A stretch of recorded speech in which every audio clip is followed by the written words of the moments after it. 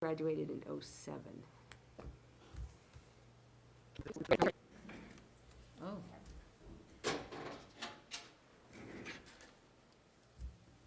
Good evening. Welcome to the City of Laconia Conservation Commission meeting for Wednesday, March 3rd, 2021. We're going to start the meeting with Pledge of Allegiance. Pledge allegiance to the flag of the United States of America and to the republic for which it stands, one nation, under God, indivisible, with liberty and justice for all. You got the place humming? Is that what was going on? Okay. We're going to do the roll call now. I'm Dean Anson. Deb Williams? Lisa Moran. Michael Foot. Marnie Schultz. Harrison Haas. Ashley Ruprecht, Conservation Technician. Stacy Susie. Thank you. Okay. So why don't we, let's just quickly introduce ourselves to Harrison. Just tell him what we're doing. Deb, you go first. Deb Williams. I am a special ed aide at the middle school. Have been for a number of years. In the summer, I help with the Lake Coast program at Opeechee and Winnisquam. Done various projects over the years with kiddos. So, but we're glad to have you. Thanks. Lisa Moran with the Belknap County Conservation District. I've been about, I don't know, how many years there? 23 years between conservation districts, between Merrimack and Belknap County, and I sit on a lot of different boards, and so nice meeting you. Mike Foot. I came here because I had an interest in conservation and open use land and was curious as to what my community was doing for it, so I came a few years ago, and these people are nice enough to accept me, and so welcome. And Marnie Schultz. I guess I've lived in Laconia for at least 15 years because I've been on the board for at least 15 years. So, and I have a real interest in conservation. Great. Want me to go? All right, Ashley Ruprecht. I'm not on the commission, but I represent staff at the meetings. I help the Conservation Commission move forward with their goals and their projects. I am the conservation tech, so I also help with residents and developers in terms of what applications or permits that they would need when they want to do X, Y, or Z in the city. I do BMP inspections with ongoing projects. I help with the VRAP and our Lay Lakes monitoring program, so we monitor water quality in Paugus Bay and of its tributaries as well. So I do sampling and send it to DES. How many other hats, Dean? Zoning ordinances and ordinances related to the wetland overlay and our shoreline protection overlay, and we'll be touching on some of that tonight. Yeah, and that's the gist of it, I think. That's enough. Stacy? Stacy Susie. I'm actually on the planning board, and I'm liaison to the conservation. So what I do at the end of the meeting, you'll see a little blurb of if there's any updates or anything, and I just kind of give a report card, Okay. a summary. And I'm Dean Hanson. I'm, I don't know how long I've been on the board. Not as long as Marnie, but I volunteer doing stuff, any environmental stuff. So I'm happy to be with these people. They're bright. I think they're understanding of what applicants want to do. They're fair. They're honest. So I'm glad to be here. So you want to tell us what you do? What you've done? Full-time, I work down in Chichester as the operations manager for Harris Family Furniture. Part-time, I work for Guilford Fire Rescue as a firefighter EMT. I guess I have a passion for the environment. I wanted to somehow contribute to conservation in some way, and I do volunteer. I'm going to start a project with Prescott Farms over in Laconia soon, and then I do some work with the White Mountain National Forest. And you take nice pictures. Yes. Great. Thank you. I'm glad you're here. I think it's important for us to get new perspectives, and particularly from people younger than me. So all these people are all these people are younger than me. Anyway, so okay, the first thing we have to do is acceptance of the minutes from the previous meeting. Which, are they a link? No, Are they I attached? don't have them. They're somehow not attached, but I do have them. Okay, There you go. we knew you would. Hang on one second, and I can actually, I apologize. It's okay.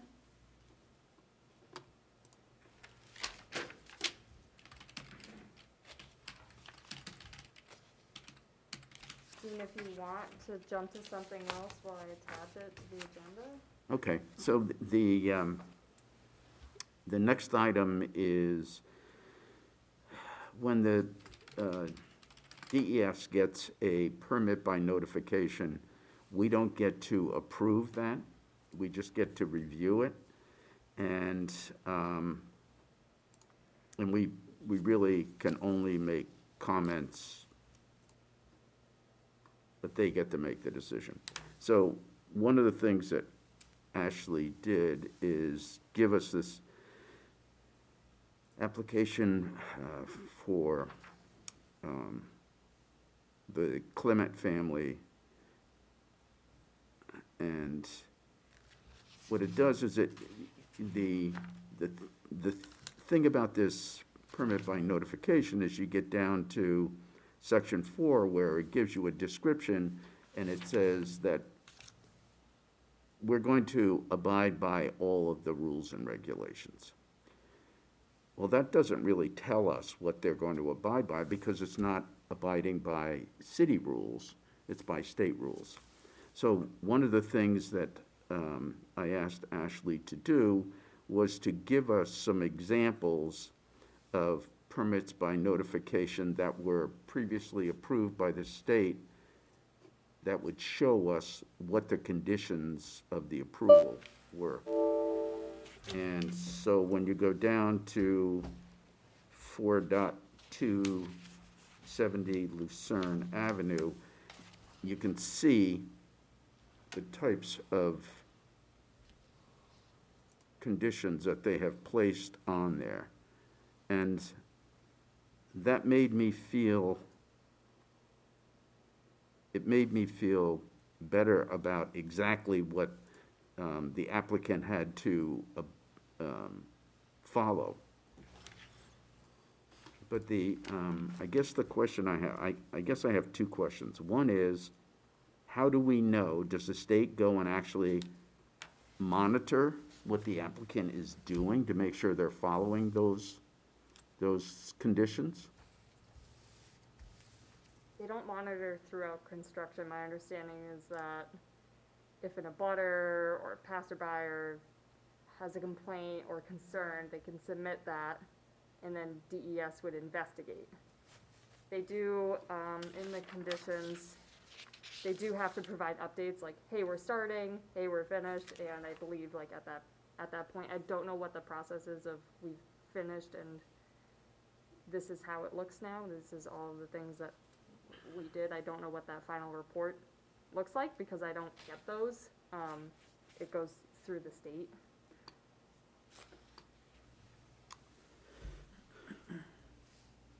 So did everybody get a chance to look at what this state's response was there? And this one happens to be for South Down Shores. Oh, Charlie I just wanna- Larrows. If I could just clarify, so 70 Lucerne, is a PBN, and they did not request Conservation Commission signature. They just dropped off the application, got it signed by the city clerk, and submitted it to DES. So there's a period of time where you guys can comment. I need to get it to them by 3/12, so if I have comments by 3/9. The first attachment is the application, and then, as Dean mentioned, there's 2 other approvals of conditions that I had attached. That one of them is, I would say, pretty related because it's also a retaining wall. I think that's the one in Southdown. And then another one is not as related at all. It has to do with a dock replacement, seasonal dock replacement. But just to give you an idea of the types of stipulations that they put on these conditions of approval, a lot of times there's a project-specific conditions and then general conditions that they require for these different projects. Because I think the concern was, should Conservation Commission make a comment on X, Y, or Z, or is this already going to be covered by the approval and conditions that DES gives? Like, does it make sense to say, use erosion control when they're already making that a requirement that BMPs are installed and maintained throughout construction? So.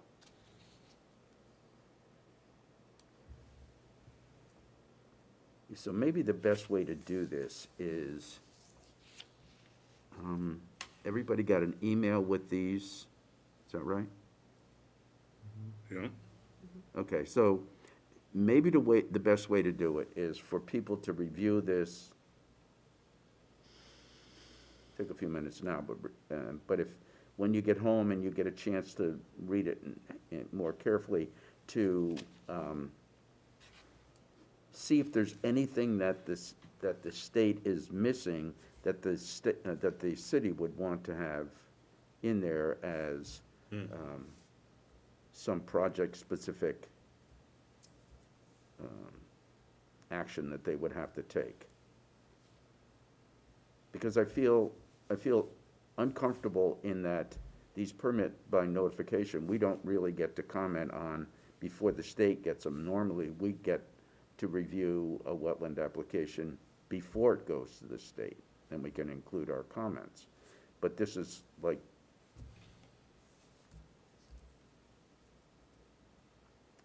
I think sometimes residents don't always know. I think sometimes they fill these out and they get the clerk to sign it and they bring it to DES, and I don't always think that they're cutting Conservation Commission out purposefully. I mean, perhaps they're like, oh, it's just faster for me to drop it off and wait the extended waiting period versus doing, because the PBN's process in 5 days, I think it's 5 days, if it's signed by the Conservation Commission. But if they don't call us and ask, because sometimes Dean will come down, they think that they have to wait for the next meeting, and that might not be for 2 weeks, you know? So they figure, I'll just have clerk sign it and I'll send it to DES. But regardless, there is a window of opportunity to provide comments as you guys see fit.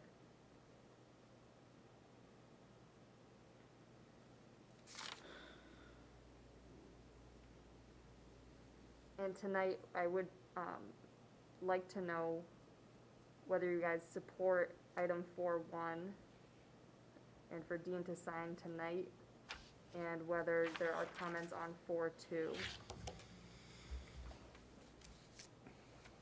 okay, so 4.1 is Weirs Boulevard. Right? and The 451 years. basically they're replacing in kind, sticking to the same footprint, not changing the design of it.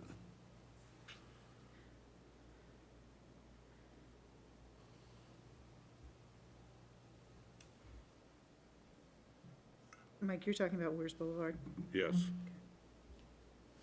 The dock that Yes, it's got 2 kind of different pieces to it there. yeah, thank you.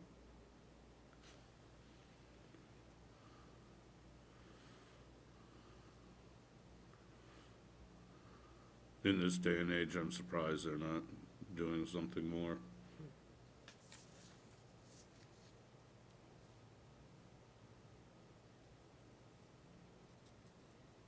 Are they supposed to check something in section 2?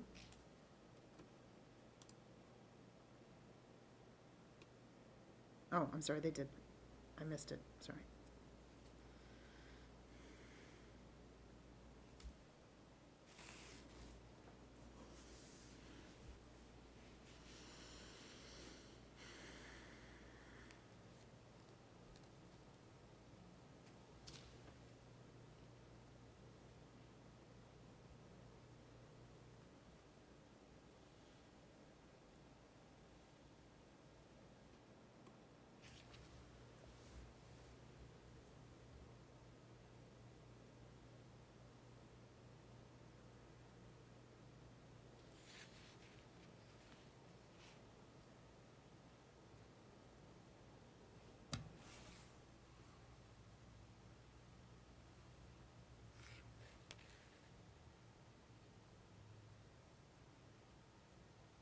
So does anybody have any comments on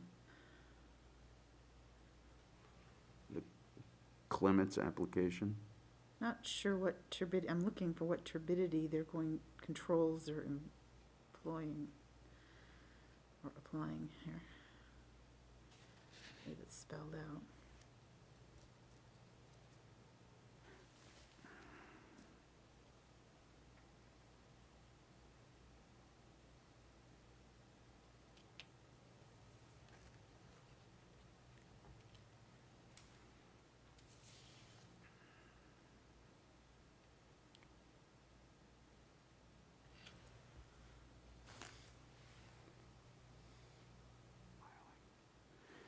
Probably when they're doing the pilings supported structure.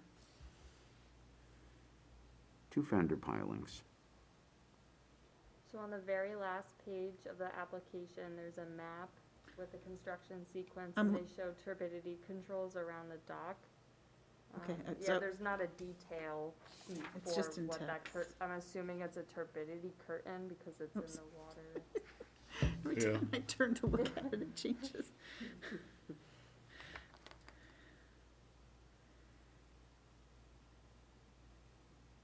Okay, so I think you're right. Yeah, it doesn't specify exactly, like, there's not a detail of it. Mm-hmm. Yes, Mr. Chair, that would, for me, that would be the only question I would have if we're pursuing anything on that. The question is, I'm sorry? Is just more specificity on what use of turbidity controls means, and Ashley's correct, on the last page, there's that map. There's nothing, in text, it just says install turbidity controls prior to commencement of project, maintained throughout. And there appears to be, as she says, a turbidity curtain when you look at the map. This is turbidity controls with some sort of line around it.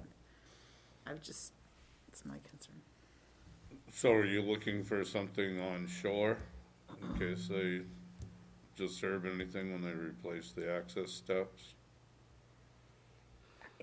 Just right now, I have no idea what they're doing. Yeah, I mean, it's just a concern.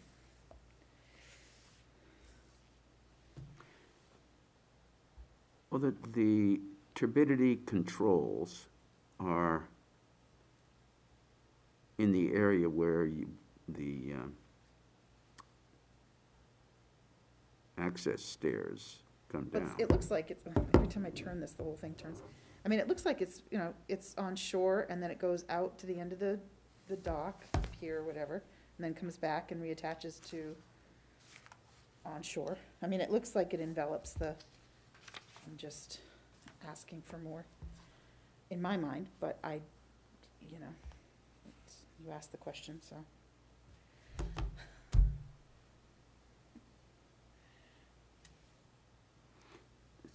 So do you wanna ask a question here, Lisa?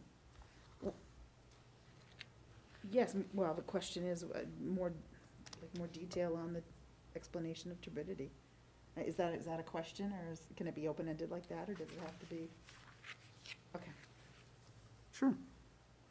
I mean, it's hard to, it looks to me like the existing seasonal dock, nothing's gonna be done with that. That's what it looks like to me. But it's hard to tell. You know, certainly, the part that they're gonna work on is the stairs and the platform and then the, I thought they were just going to do the whole thing there. What it shows in the drawing. well, maybe that's the question, is the seasonal dock structure on the northern side, is that going to be replaced? And if so, how come the turbidity controls are not including that area? And then, you know, do we want so I guess we can take a step back and say, we want the turbidity controls to That'll be a include that, concern. That's that little include the entire structure. concern. You could say that, but I think you need to understand what the turbidity controls are as well. The description of the project specifies the 6-foot by 30-foot existing dock. So on the map, it's that last long segment. Right. And they're not going to do the 21 by 6? So All of that and not that? the description only says repair an existing 6-foot by 30-foot piling supported dock and replace 2 fender pilings in kind. No change in size, location, or configuration is proposed. Turbidity controls shall be installed prior to maintained throughout and removed upon stabilization. I'm surprised that they go through all of that and don't replace the 21 by 6. Right. But I don't have a problem with it. This seems reasonable. You know how much damage happens to the docks out there on Paugus. It's really just a river anyways. And it looks like it's a safety thing. I'm not seeing red flags.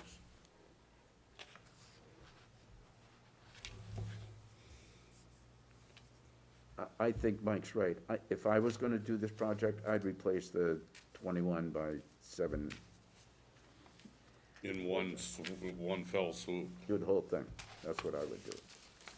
But I'm not paying for this, so, I was gonna say, it could be a money issue. sure. So what if we just asked them to, have the turbidity controls include the entire structure, including the 21 by 7? Mr. Chairman, I don't think it matters if they include the entire structure if the turbidity controls are not adequate. Or, you know, I guess that's what I was trying to get at. I have no idea what they mean by turbidity controls. And, yeah, that was the second part of what I was gonna say. I I totally apologize. agree. I apologize. I want a description of what the turbidity controls are. So perhaps one way to address this, because they are requesting signature tonight, would be to hold off on signing until that detail is provided, and then Dean could review that. It's simple enough question. You know, I think they'd provide that post haste if they wanted to get on with their project. Can you call them tomorrow? And I would come down and ask them to give us in writing a description of what the turbidity controls are, and ask them to include the entire structure in the turbidity controls. I don't think it's gonna cost them that much more to expand the size of the turbidity control. Well, they're not gonna be able to go too far because of the ice. Well, so that would be, the other question is, when do they plan on doing this? As soon as, it's all open there now anyways. Is If it? this is a recent picture, which it looks reasonable, that's all open. They just gotta wait till they can get the barge to it. Do you wanna meet with them, or do you just want that detail in writing of the turbidity curtain? I would rather have it in writing. Okay. Yep.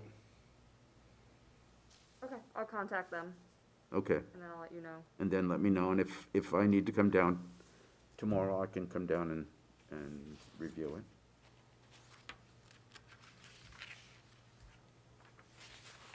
Okay, so what are the conditions under which the commission would approve of their project?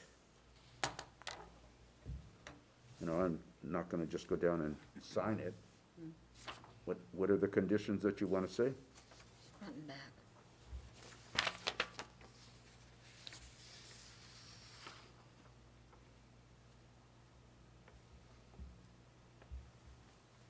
Yeah. Well, don't they have to be in a certain guidelines for DES to approve them also?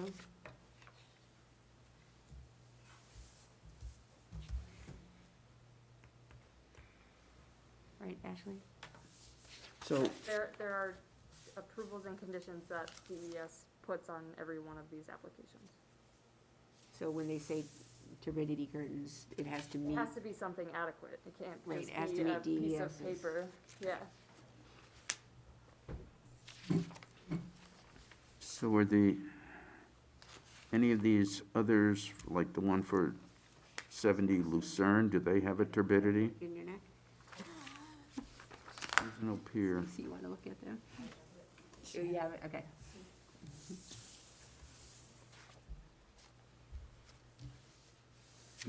The only thing I'd ask about, Lucerne's is there, it looks like it's a retention wall to keep the,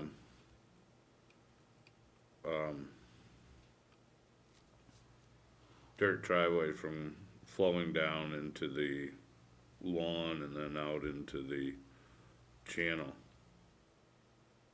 And so I'm just curious if there's any drainage underneath that, or if they're replacing that exactly in kind with just blocks. I don't think the retaining wall looks that bad. All right.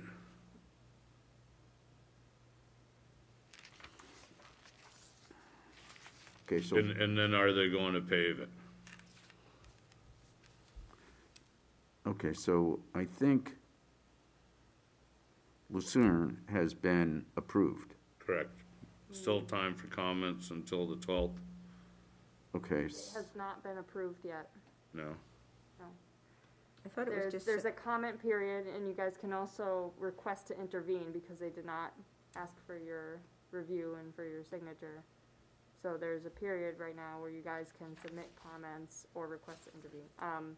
The description is to replace the retaining wall that's existing in kind, and there's no proposal to pave, which they would need to include on this application because they would be increasing in, their impervious surface. So if it's not mentioned, I would highly expect that they would not be paving that. All right.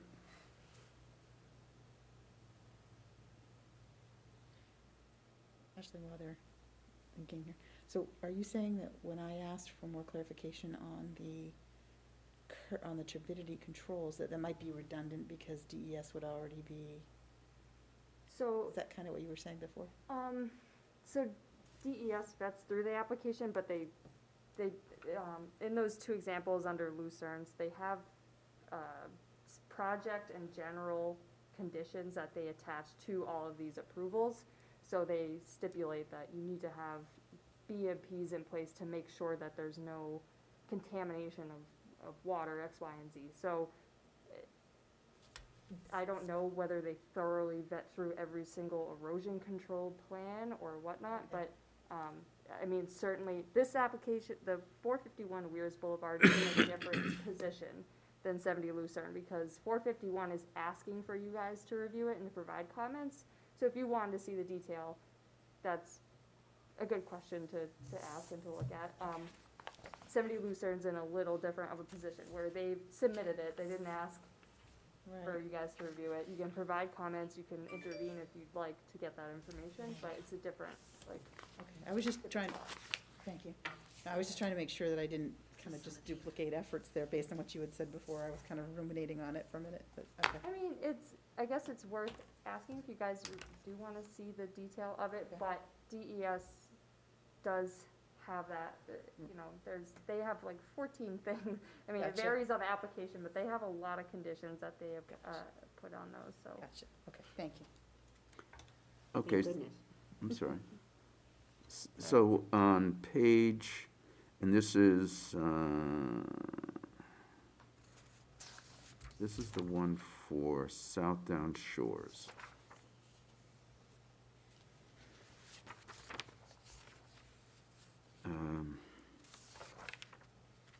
On page, computer page 4. Where's complete? Nope, sorry, the first page of, The Lucerne?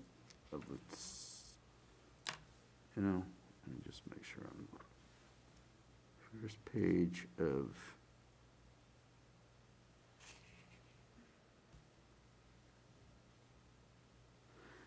well, this one's South Down Shores.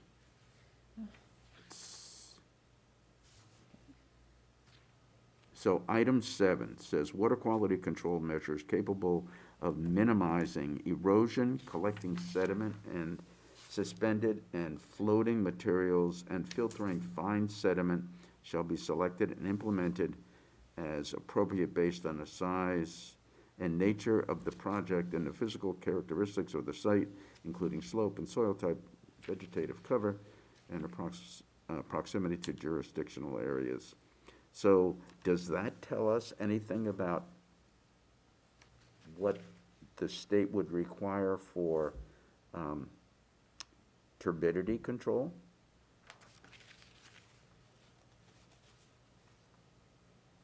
What I'm trying to do is I'm trying to look at an application where they've gotten the comments from the state compared to this application by the Clements, where we don't know what the state's gonna say, and see if we feel comfortable with the state's comments, which could be similar on the Clements project. Is that, am I clear or not?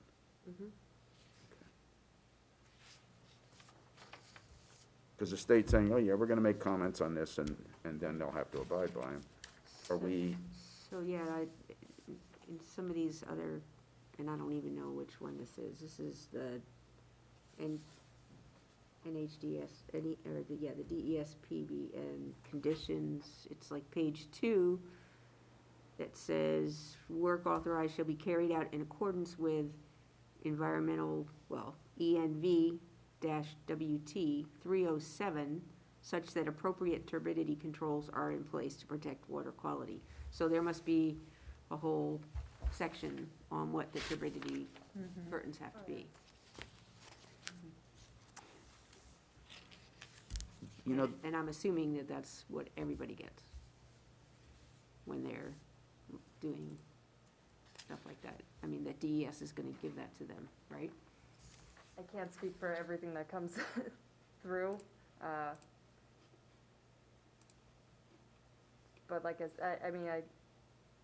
probably would be, I think a lot of this stuff is kind of a cut and paste. Okay, it's this type of application and you're doing this. General conditions that you need to follow are gonna be, we wanna make sure that water quality is protected, that you're doing your BMPs, that, all of these things apply, so.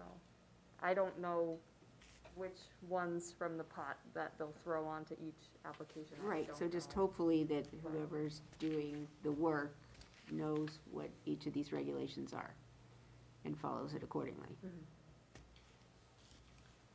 can't control that. so I have an idea. Yeah, Lisa and I know a man who works for Watermark, Jamie Irving.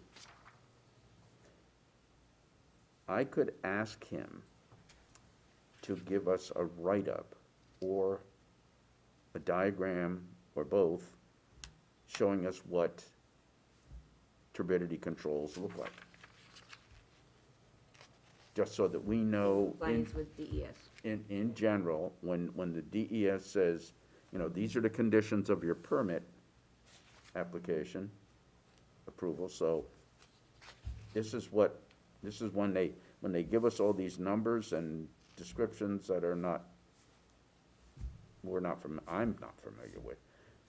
Can you give me a drawing, or? Are you checking, Ashley, to see if DES does that already? If they have If- w- specifications, Yeah.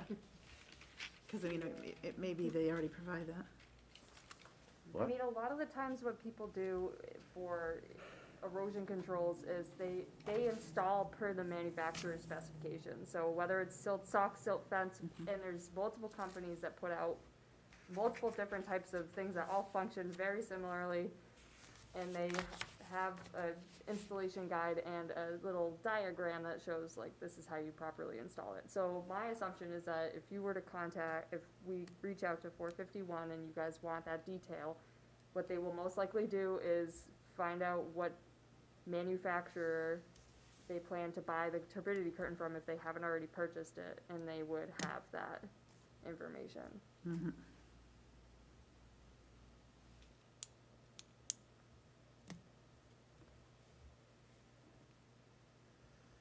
Yeah, because years ago, when the yacht club was going to dredge, they gave us pretty specified information on that turbidity curtain they used, as I recall.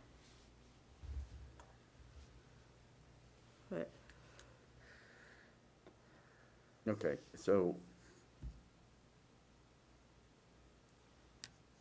is that your question? You want to ask them what they plan to use? I mean, is that, yeah, I want, if these are typical comments that the state provides to an applicant, what do they mean? You know, show me what they mean to you, the contractor doing the work. What does this mean to you?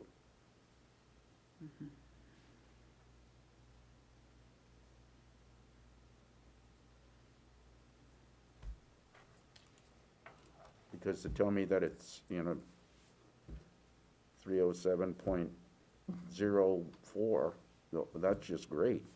It's like, how come we don't use 01? DES must have a whole handbook of that's what I was, regulations, right? Well, Oh, yeah, the RSA is, Do you have them downstairs? no, they did rule changes back in December of 2019 too, and I think, it's a lot. I'm sure. I think everybody just keeps it electronically now, because stuff is, That's true.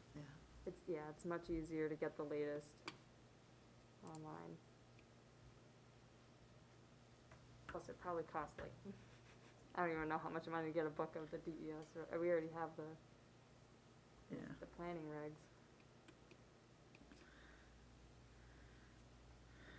Oh, okay, so what do you think we should do? We have these 3 applications that we can make comments on.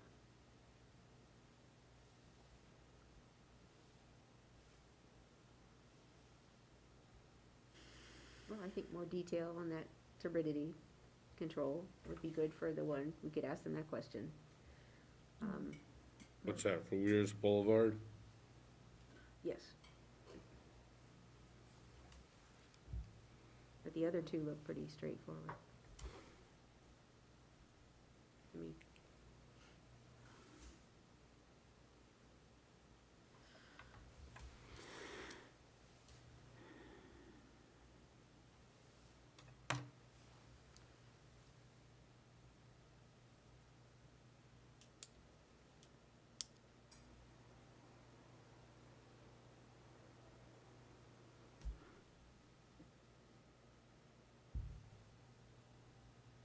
Okay, so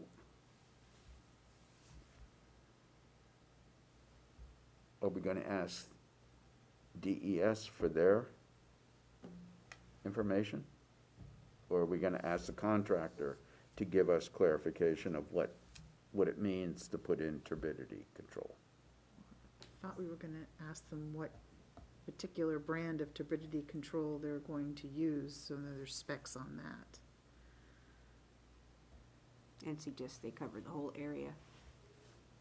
Okay, so no, so we're back to Well, I think any one of these, we ask them what their, I mean, all three applicants could use 3 different turbidity controls. We want to know what kind, what, according to Ashley, there are many companies that make them, but they're all very similar.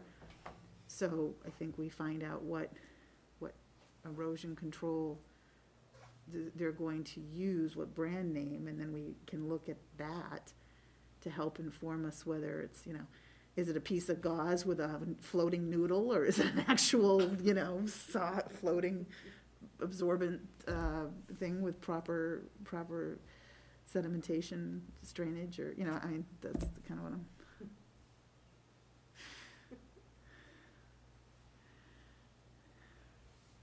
Okay, so each of the 3 applicants, we're going to ask for more detail about their turbidity control.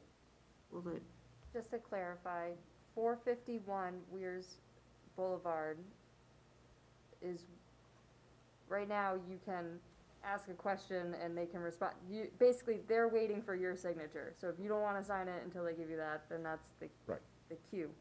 70 Lucerne has already submitted their DES application, so I would have to put a letterhead together with a comment or recommendation or a motion to intervene and send that to DES. but that's just a It- retaining wall too, that's not next to the Right, so, water. but if you had a comment, and then that's it, there's no third application Oh, I'm sorry, too.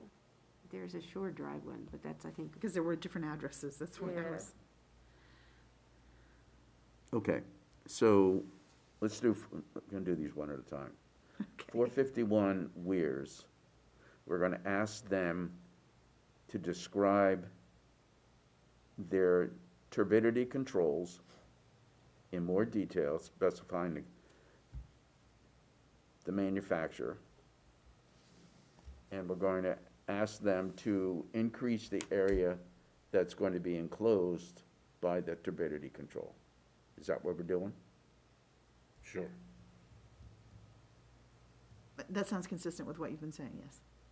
And I Okay. agree with that. Okay. So if they can get us a written statement that addresses those 2 issues, then I'll come down, we'll take a look at it, and anybody else that wants to come can come and take a look at it. We'll set up a time. Do you want to have a motion? I think we have to, I think we need a motion. I make a motion to accept the process at 451 Weirs Boulevard, given that we'll sign it as soon as they can give us greater detail on their turbidity controls and to enclose the whole area while they do the project. Second. Okay, any more discussion? Okay, all in favor, say aye. Aye. Opposed? Okay, thank you. and I'll make a motion that we accept the plan for 70 Lucerne Avenue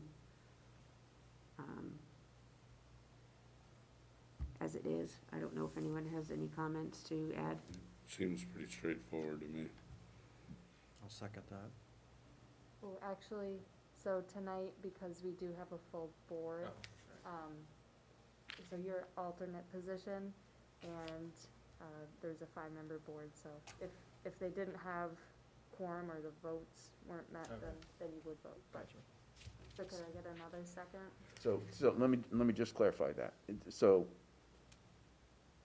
your comments are always welcome, whether we have a full board or a quorum or we don't. Gotcha. I mean, if you're the 4th person in the quorum, your comments are still welcome, Understood. okay? It's, I think what Ashley was saying is you can't make a motion and you can't second a motion unless You make up a quorum. we don't have a quorum, and Alright. you make the, Understood. okay?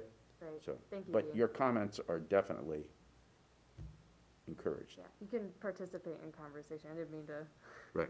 drop it. Shut up, It's shut more the up. No, no, no, formality no. of the voting process that. Okay, I'll second that if you need a second. okay. Any more discussion on, Either, concern. Lucerne? Okay. All in favor, say aye. Aye. Opposed? Okay, thank you. Phew.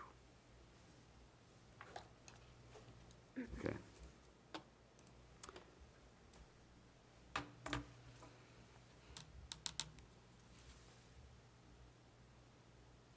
Okay, so the next item on the agenda, oh my gosh, here we go. Were you not able to do the minutes? I don't see the minutes. Oh, so if you guys scroll to the top of your agendas and hit the refresher button, the arrow, your agenda should buffer again, and then it should have Yep. the There it minutes is, on right there. Nice there. job. Magic. Wow, Thank I'm you. Never impressed. happened. What Marty, area? I have a What hard, arrow? do you wanna see a hard copy? Or you have a hard copy in there, don't you? No, Oh, that one. no. Oh, that that's isn't not in an there. arrow, that's a circle. It's a semicircle. It's an Okay. arrow going in a circle. You're welcome. Dog chasing What its kind of tail. a- Except for if there's an edit, I'm Who gonna would need ever you to use hand an it arrow back that so I wasn't a can I'll- work circle? it I'll out. give it to you. It's like a boomerang. Anyway, okay, it's all right. It's all right. Okay, so we had the minutes from February 17th, 2021.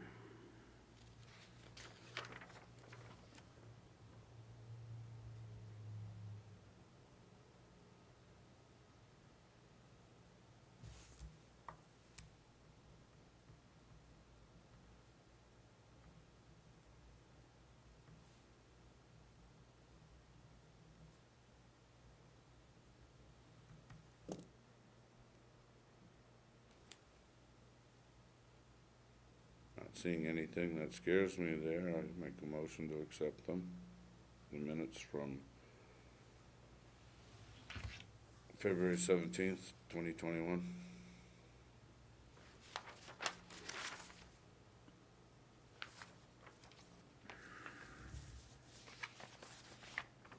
Okay, so one of the issues here is when the applicant came in, they were under the impression that we were gonna make changes to the wetland regs that was going to allow them to, it's gonna take the wetlands, they're gonna change the status of the wetlands on their property.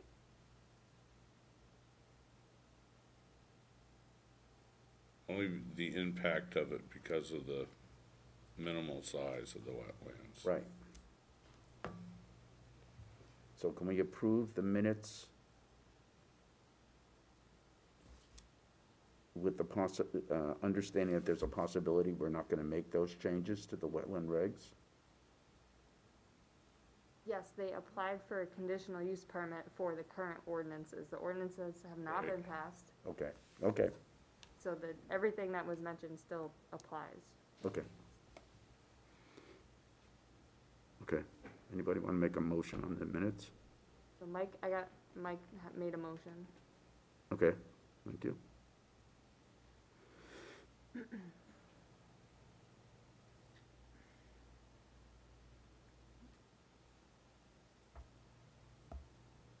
So maybe I'm just tired. Am I reading this section right about, we talked about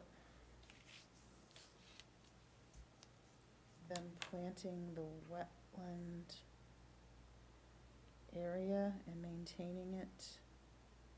I see native plantings.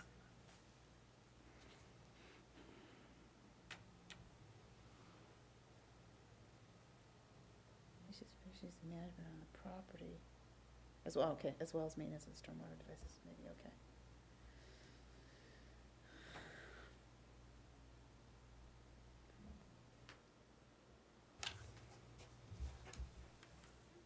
Okay, what were your concerns, Lisa? I was concerned that it hadn't captured that I was talking about them needing to keep that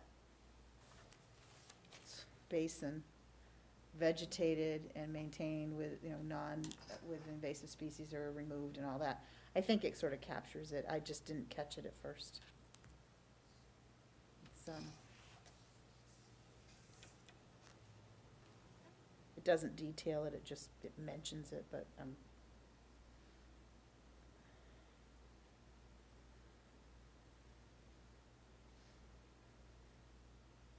Okay, anybody want a second Mike's? I'll second it. Okay, any additional comments on accepting the minutes? Okay, all in favor, say aye. Aye. Opposed? Okay, thank you. thank you for doing those, Ashley. Okay.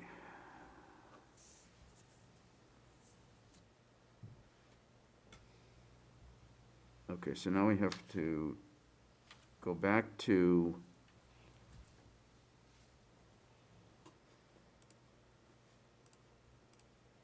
the updates on this draft.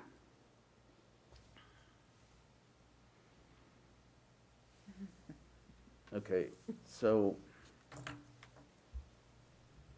Ashley, can you tell us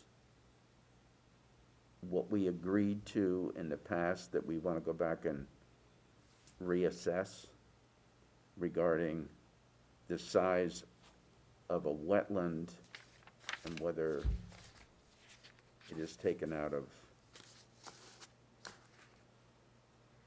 Okay, so after the last Conservation Commission meeting, there seemed to be some concern about the fact that the application could potentially qualify for the exemptions that are currently being proposed in the zoning ordinance update that you guys had supported on your December 16th meeting. So after discussing with Dean, he had requested that this comes back to you guys before it goes to City Council. It's been reviewed and approved by Planning Board and is ready to go to City Council, but we wanted to give you guys an opportunity to review and provide any additional input, really specifically on those two exemptions. So attached in section 235-17E. 235-17E, okay. Section 3, exemptions to wetland and water body buffers, vernal pools are non-exempt.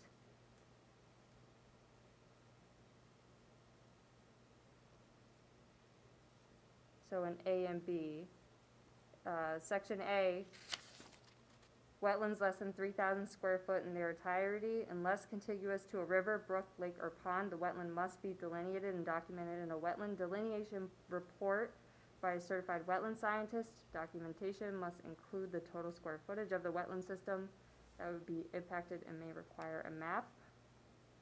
And section B, the man-made sedimentation, detention basins, stormwater management devices, agricultural irrigation ponds, or roadside drainage ditches. The applicant will need to provide documentation that proves the wetland is man-made. The man-made wetland must be maintained in a way to prevent it from becoming a wetland habitat, i.e. having hydric soils, hydric vegetation, and hydrology, riprap mowing, etc.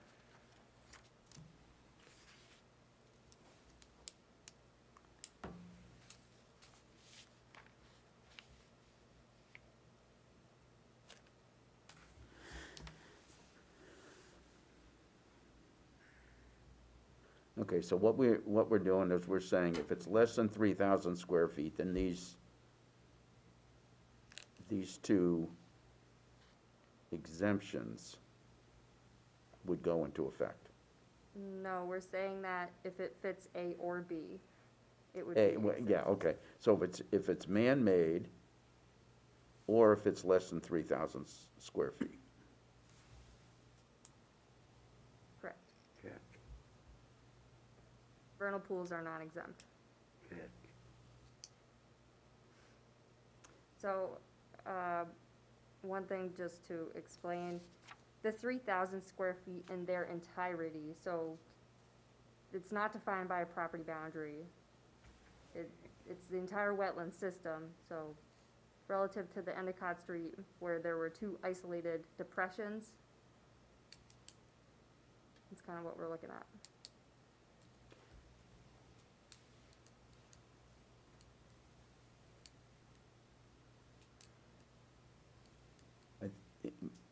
My recollection is that after we had the meeting, then we were, well, while we were having the meeting, we were concerned about this 3,000 square feet. After the meeting, we talked about it some more, or after the applicant left, we talked about it some more, and we were concerned about this exemption.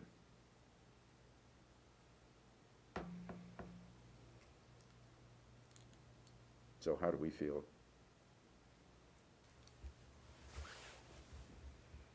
Stacy? I'm just I'm a little confused here.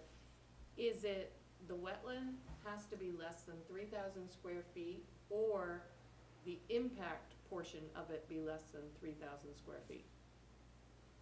The wetland, The entire, right, and if they're regardless at, of the impact. that's, the wetland itself needs to be less than 3,000 square feet, and that means that it wouldn't, it would be exempt from having a buffer. If the proposal is to impact the actual wetland, they would need a CUP. This is only for buffers.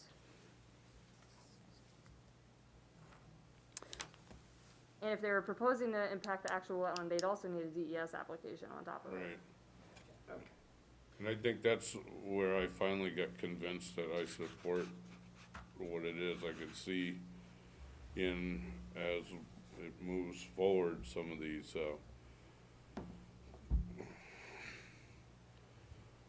as Laconia grows, some of these marginal, lots will be looked at being developed, and I think truly infill in some of our, central areas rather than pulling the trigger and going out and,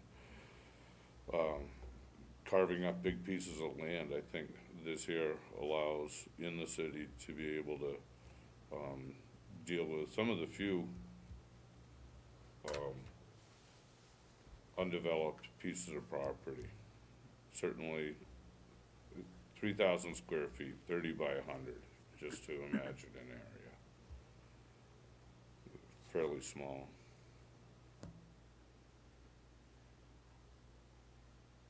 Okay, but this doesn't specify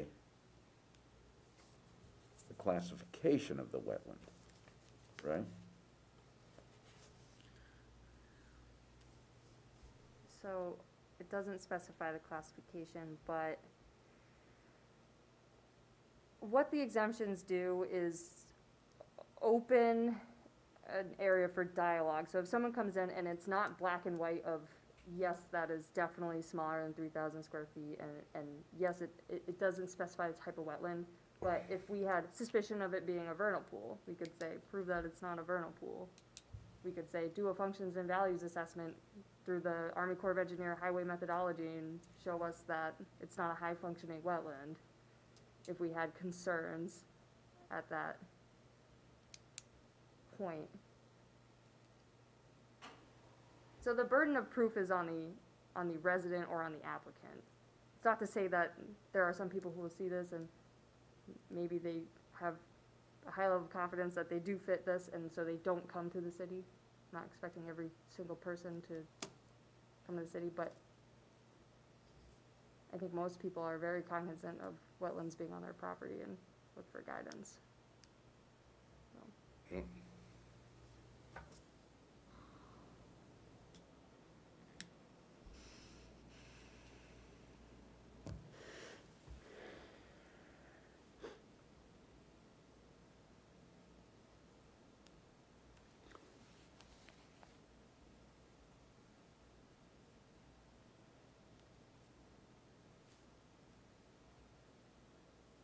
What do you think, Deb?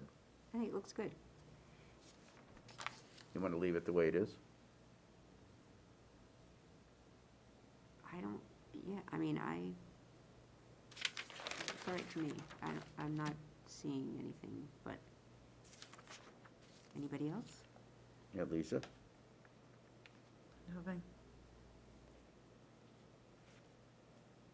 I'm happy to see the portable toilets in there.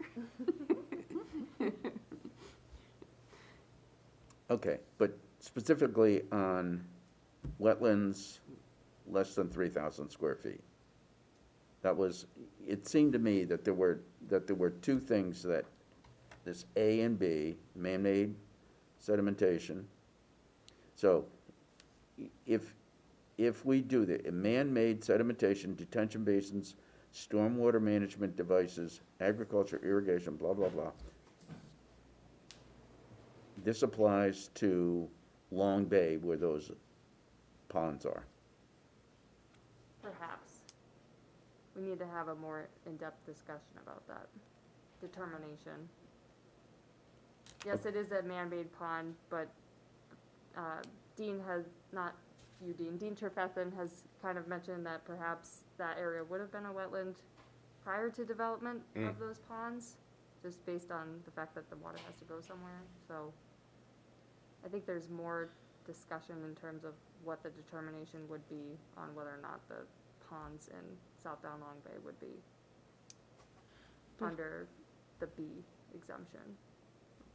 Before we take a final vote on this whole document, I want to have a question. Okay, so,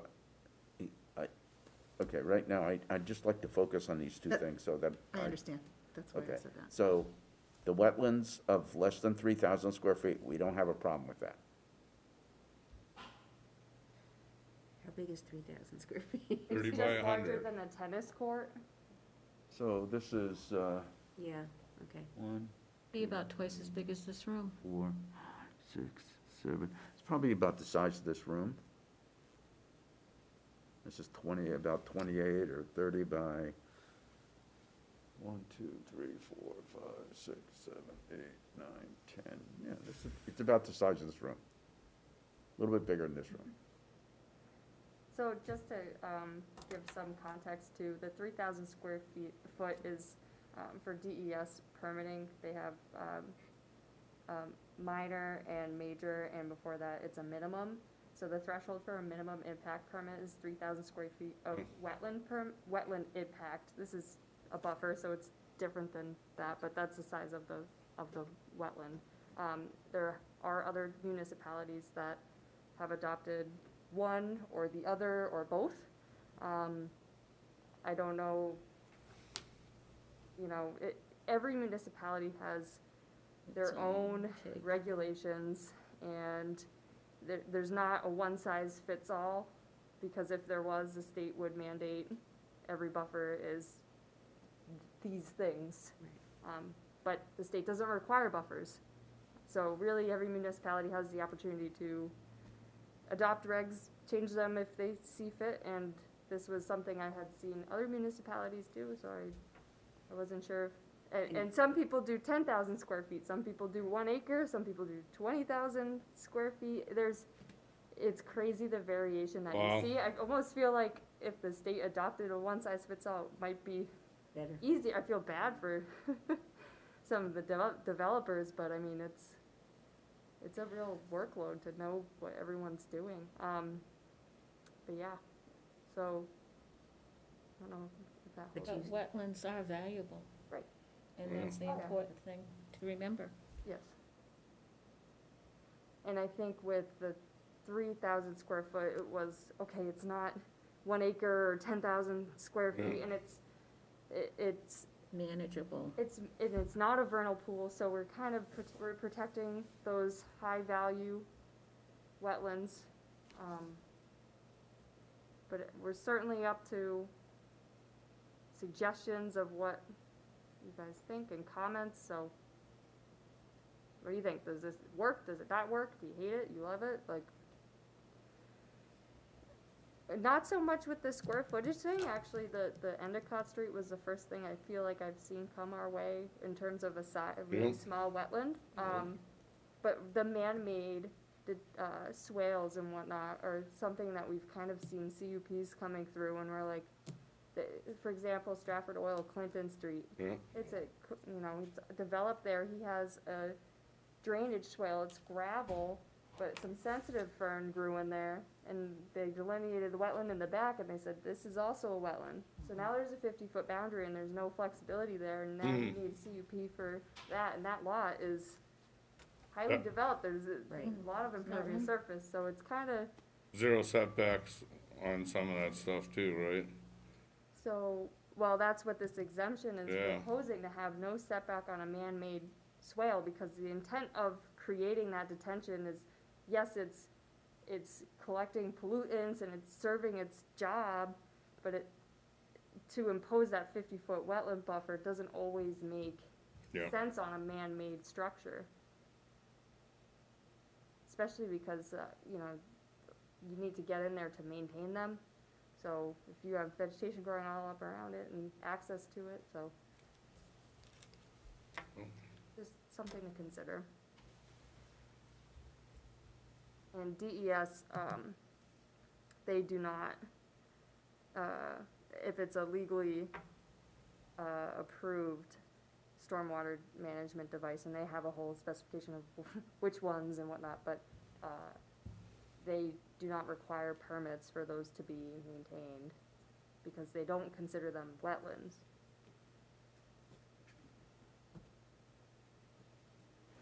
Okay. Any more discussion on wetlands of less than 3,000 square feet? We're okay with that exemption?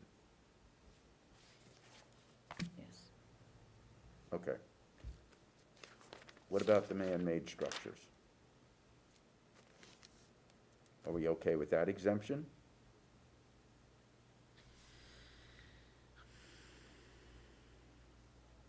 That's harder, that's more of a case-by-case kind of thing, Yeah. you know, I mean, And if it's a man-made, drainage that becomes a retention pond and fills up, are those more effective when they're maintained or not maintained? well, and they're gonna be more effective if they're not crowded in by other Trees. buildings. That's what I was gonna say, I was wondering if, as development happens, are they required to do flow ratage, like a functions rating on a swale? I So, mean, you're gonna compromise it every time you build something. to it, right, so, but I'm an engineer, so. That might be just a case-by-case situation. So in South Down, there's the duck pond where they're skating, and then there's the pond that flows into that. So they would, And they've washed out the railroad, and they've washed out the roads. I mean, right, You right. don't want somebody to develop right next to it, I mean, So what we're saying is, what they do now is they cut right down to the edge of the water. They maintain the lawn.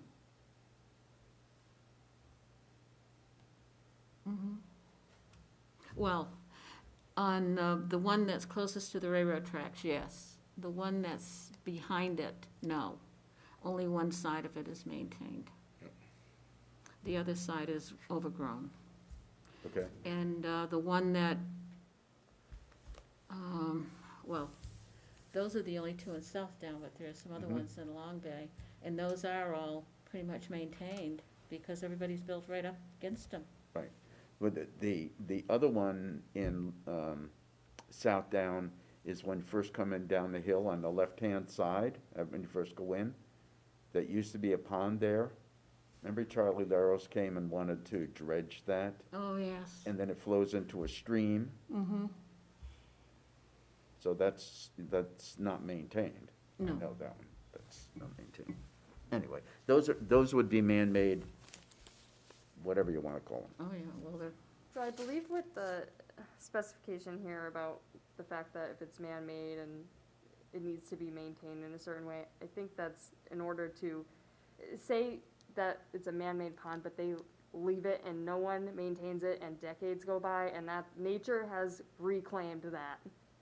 And you can't prove that it was man-made, that's where that specification, that additional detail is kinda like, okay, well, if you're gonna put in a detention pond and you wanna make sure that there's not a 50-foot buffer on it, you have to make sure that it's being maintained, that it, you know, you're dredging it out when it's collected with sediment, and that you're keeping up to speed with it versus letting nature just like claim it again.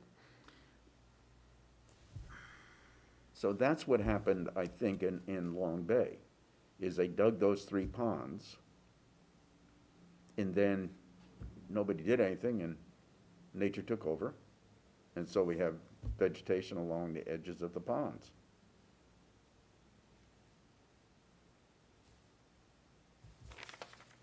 So should the man-made wetland must be maintained in a way to prevent it from becoming wetland habitat and providing, I'm gonna say providing adequate function. Yeah, Providing, duality, you know, I'm sorry? functionality, is that a word? well, that it be, the man, where are we, sorry. Well, sometimes it doesn't matter whether they're maintained or not, because they still can, if you have the 100-year flood, nothing's gonna be able to, regardless of whether it's maintained or not, it will probably fail. Well, I understand that. I was just kind of go back to my point of not overburdening it by excessive development around it. And I think that's exactly where it sort of needs to go, because if you put excessive development around it, it doesn't have any place to go. But what, so, So maybe we don't want that to be an exception. I'm getting lost in the weeds. Right, I mean, Okay, so Ashley, on the man-made sedimentation item, this is, you put this in because it's consistent with what other municipalities have? So, like I said, every municipality has different wetland buffers and different, some have exemptions, some don't, some have no wetland buffers. So I put in, at least, I know the first part in terms of that exemption. I would say the second piece of that was further discussion with Dean about, like, well, how do you tell that it's man-made, and having issues with, like, a man-made wetland being not maintained, and over time it, you know, a couple of decades go by, and that, like, at that point, it really would be a wetland, and it should have the buffer. So I think that's why they don't want to exclude every single man-made wetland, because if it truly hasn't been upkept, then it should. Nature's reclaimed it, so. Like, for example, I would say Pearly Pond, there's some claim that it could have been an agricultural pond, a man-made, but it's been so long that it hasn't been serving that purpose of an agricultural pond. But that's when it was made with that intention, but it hasn't been upkept that way, so Pearly Pond should have a buffer, and it would not fit under this exemption, given that verbiage. Okay, so, Mike, the second, item B, man-made structure. When somebody comes to the zoning board of appeals and says, I want to put a fire pit in my backyard,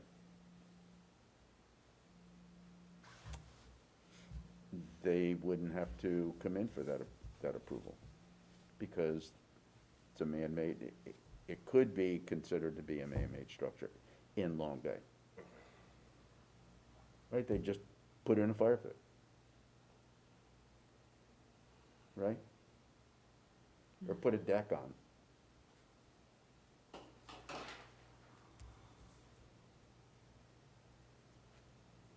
I forget these places. Yeah.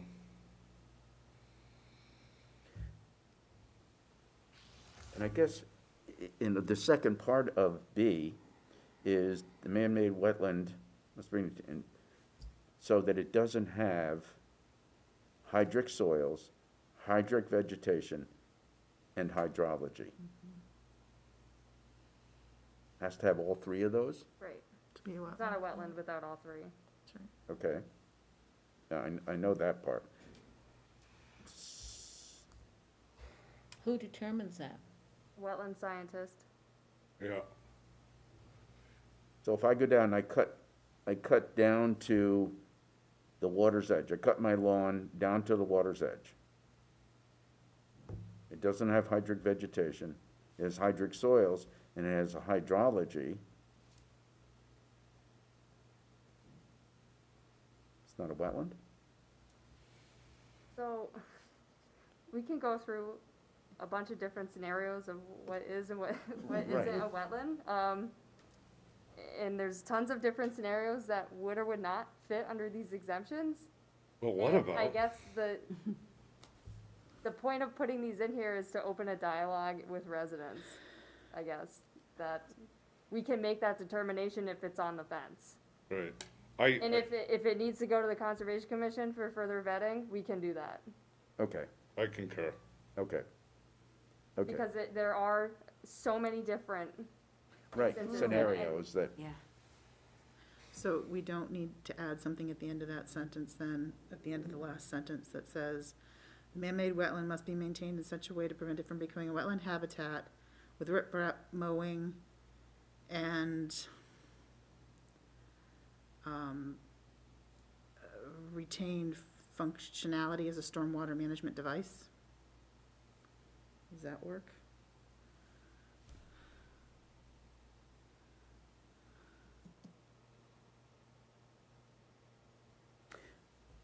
Everybody's looking at Ashley. Yeah, I don't know. See, all right, so, let me just make a statement here. You know, I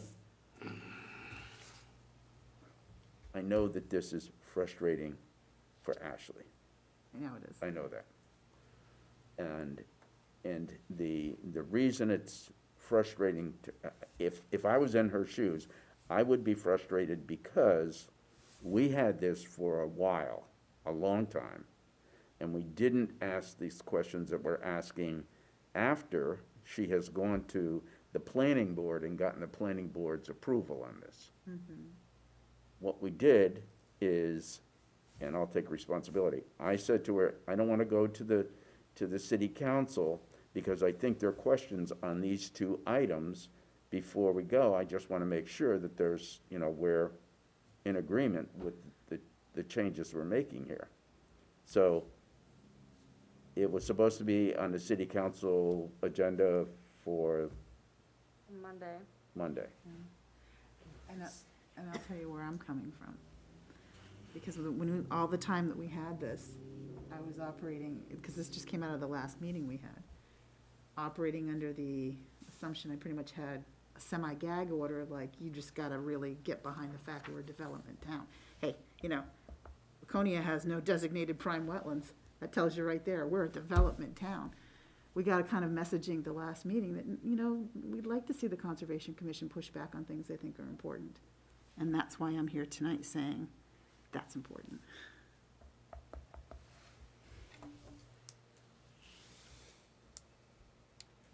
So, I'm not gonna, you know, I'm only one person. Where is it? Where's what? Where's that statement? What statement? The way you just said.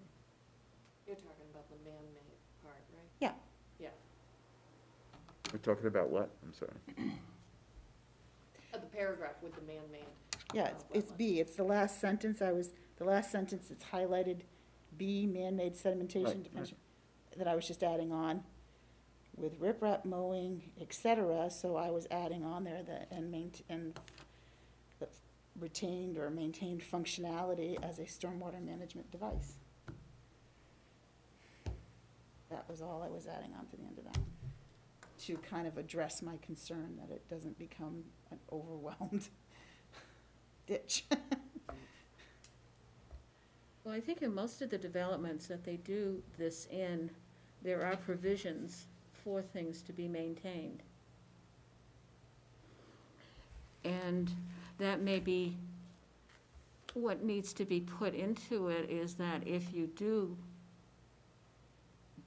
put in man-made retention ponds, whatever, they are to be maintained.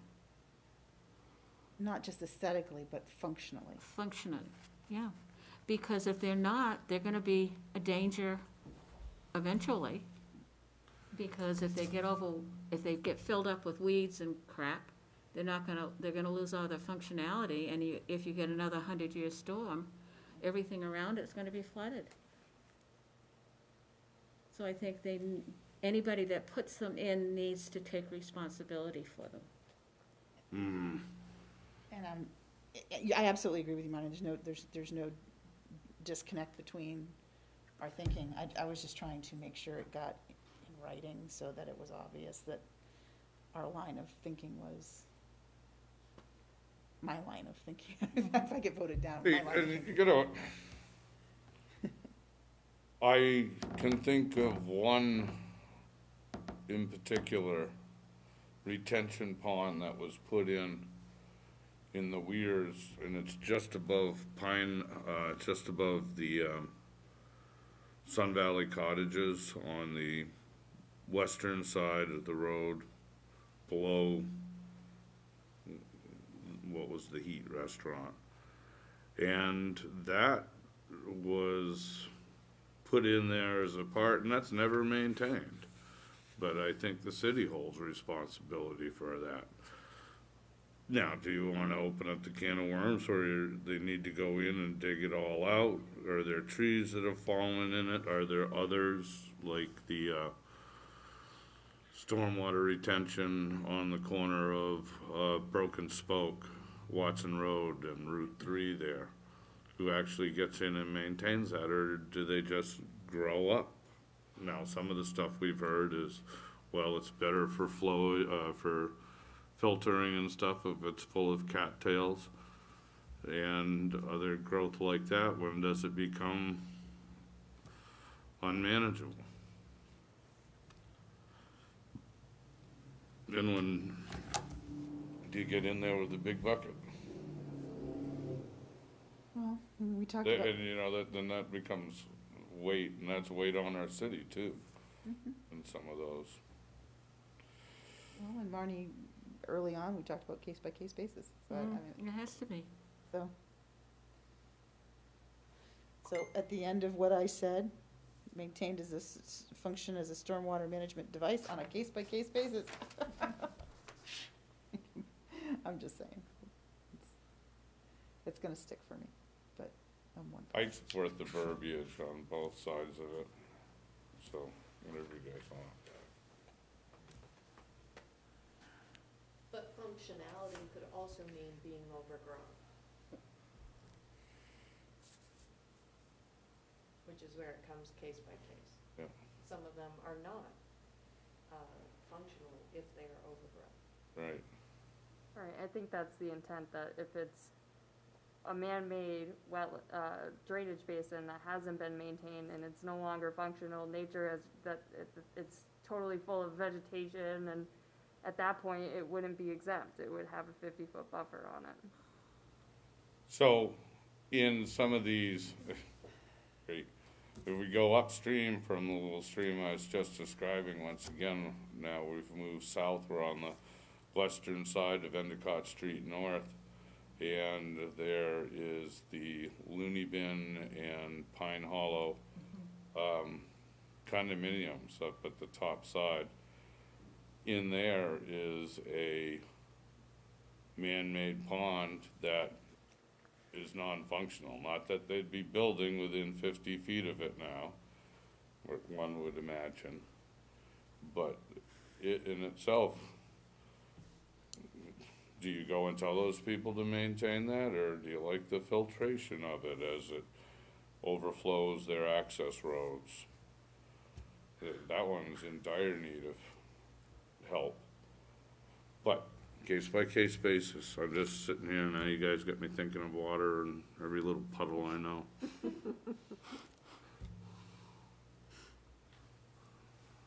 Which unfortunately is a lot.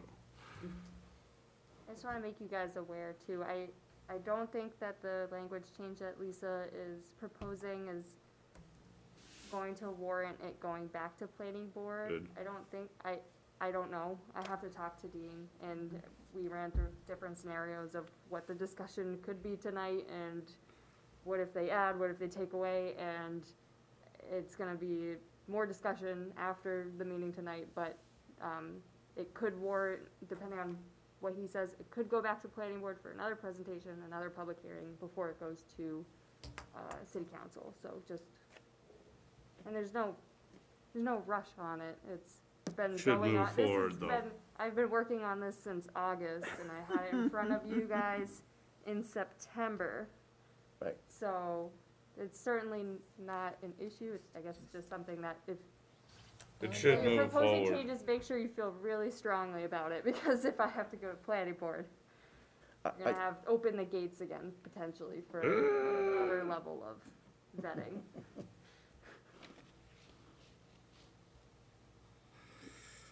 Stacy, do you think we would have to go to the planning board again? If we made the addition of, the words that Lisa came up with?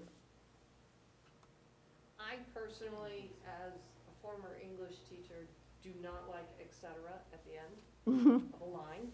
I would like to see it finalized at the end of a sentence, but it is Dean that would have to, Right. are we really changing the meaning? Not really. Right, I think that's what it boils down to, is like, is whatever language change that you guys propose tonight, is it going to be more restrictive, less restrictive, and whether or not that triggers going to planning board or not. So I don't think it would, but it was just something I wanted you guys to be aware of. I mean, I like Lisa's ending of that sentence, but I also like the case by case being included in there. I think case by case is essential. And then that way, that's your legal, Yeah. boom, it's right there. The public can't come and say, well, you didn't tell me that. Needs to be in writing. Oh, Et cetera also works in that it's so vague. Right. Right. And I don't, okay.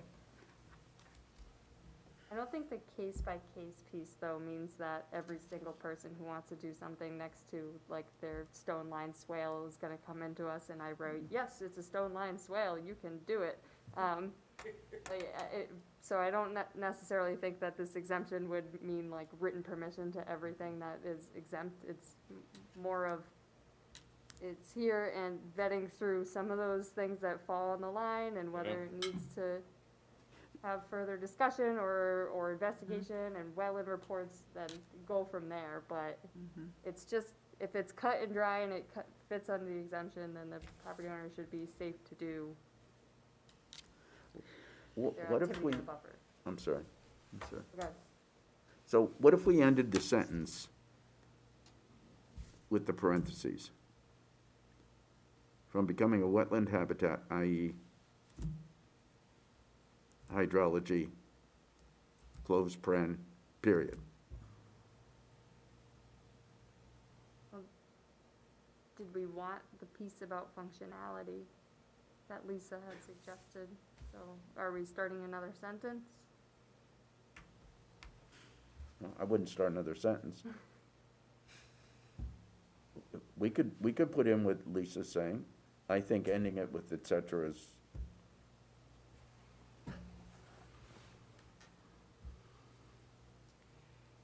Okay, so what, Lisa, what are the words you're recommending? I believe I said, the man-made wetland must be maintained in a way to prevent it from becoming a wetland habitat, and then the IEs, with riprap mowing, stormwater functionality, stormwater management functionality on a case-by-case basis. No, does that make sense?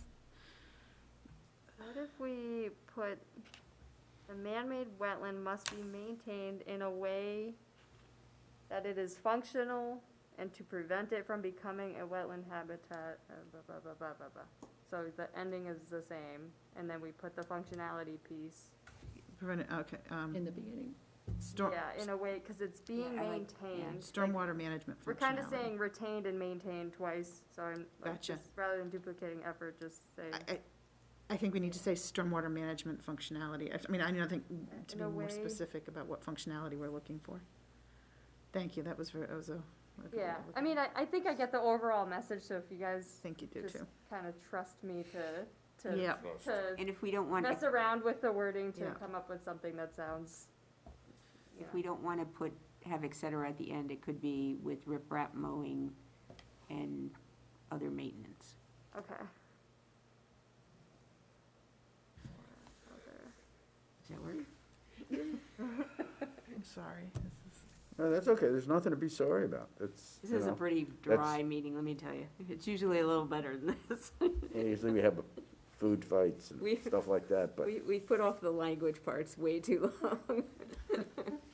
it's, Ashley said, she did this in, been September. hanging around 4 since meetings. September, and we just have avoided the issue. And then, when pushed to the edge, I do want to give the commission a pat on the back for accepting the rules of procedure, because Kalina made a template from the rules of procedure I gave you guys for the Heritage Commission, and she almost beat me with approval. And she started that like a Oh, couple boy. months after I had it before you guys, but I knew that the focus after the rules of procedure became the ordinance, so, you know, we didn't want too much paperwork for one meeting, so. Mr. Chair, I did want to revisit one thing on here, and. I don't okay, wa- so wait a minute. Oh, okay. So we're done with B, is that right? We're done with B? Yeah, I'll Okay. wordsmith something. I don't know Okay. what case-by-case basis will. And if you could do it so we don't have to go through and waste the planning board's time, that's the thing I don't like to do, is waste people's time. So, anyway, okay, Lisa, what was the next one? Well, it wasn't in this section. I thought we were just doing the bold, but then I see number 4 is bolded. We were gonna revisit that or not? In the event 2 buffer requirements are in conflict, were we gonna revisit that? Well, my understanding was we were just gonna do those 2 issues, but, Okay, no, that's fine. I was just trying to make sure I didn't jump something ahead. So I wanted to go back to 235-19, Shoreline Protection District, C, establishment of an SP district. And I know we had a lot of conversation on this, and I remember, but is this what we actually decided? That Lake Opeechee, from the point on a southwesterly projection of the center line of Fairmont Street northwesterly to the most northerly point of the lake and continuing southeasterly to the Messer Street Bridge has been crossed off, and we went to the boundary of an urban commercial district, and I remember some of the conversation, and I said, it should be a landmark because you can go in there and mess around with the urban commercial district to make it do what you want to do, depending on what, who's sitting in the board, you know, like. so let's be specific, and we could say, we could make it the current. I just wanted to ask Ashley, I know we had quite a bit of conversation about this, and so before I Yeah. start tearing this apart again. My recollection is there was discussion and you guys requested more time, and then when we had another meeting, you didn't have anything to say about it. Was I So- here? Because I might have been the So only it was one. kept, and it was supported.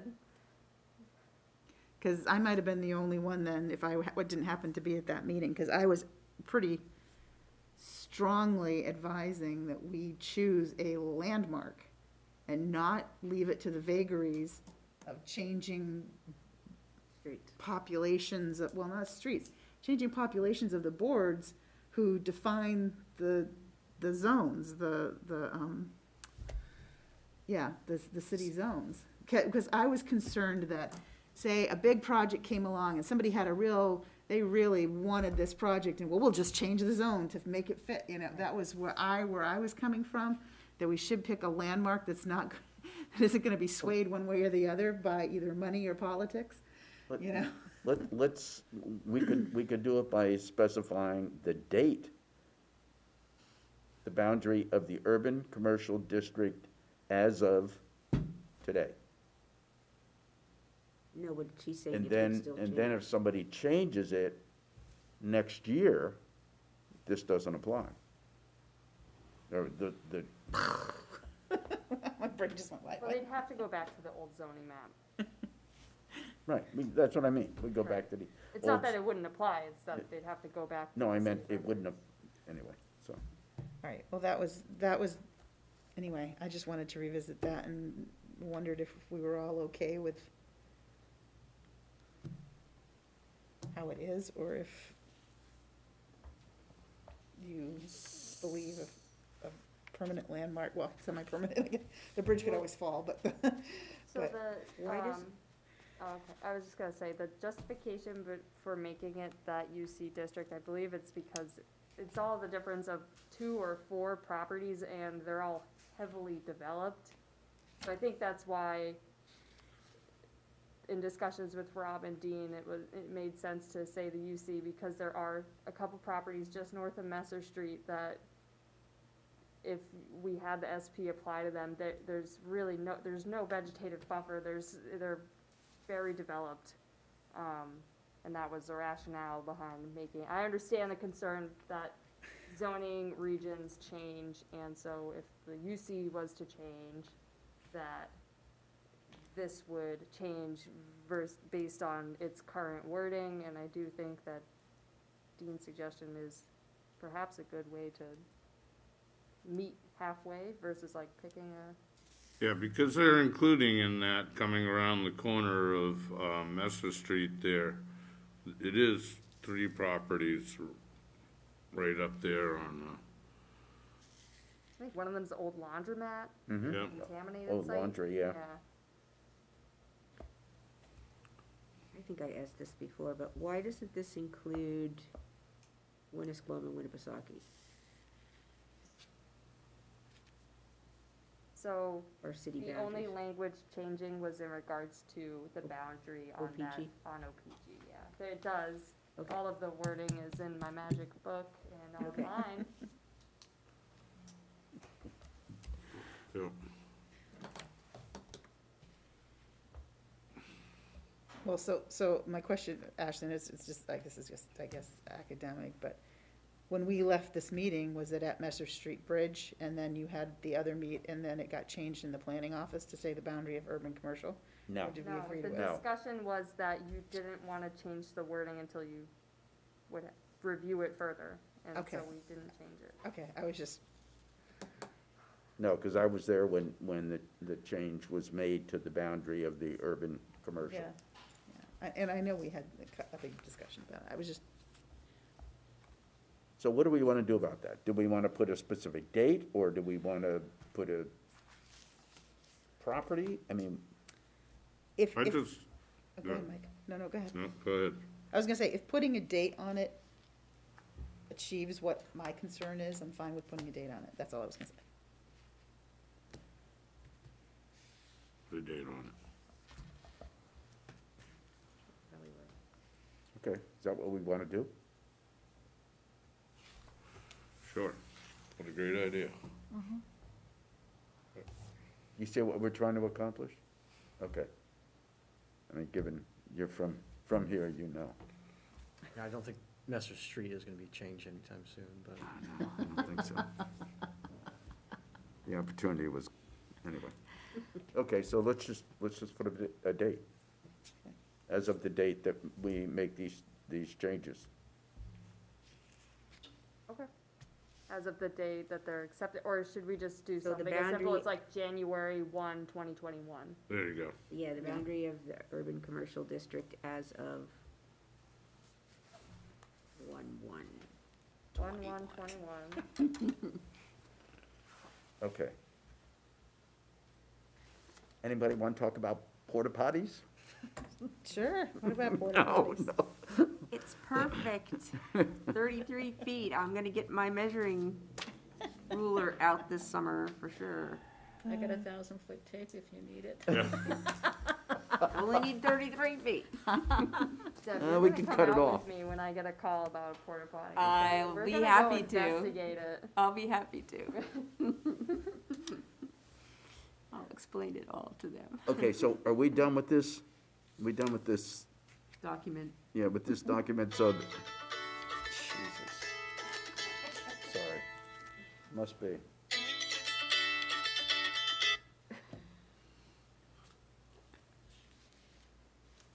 me, Nick, I don't even know what my phone Jesus.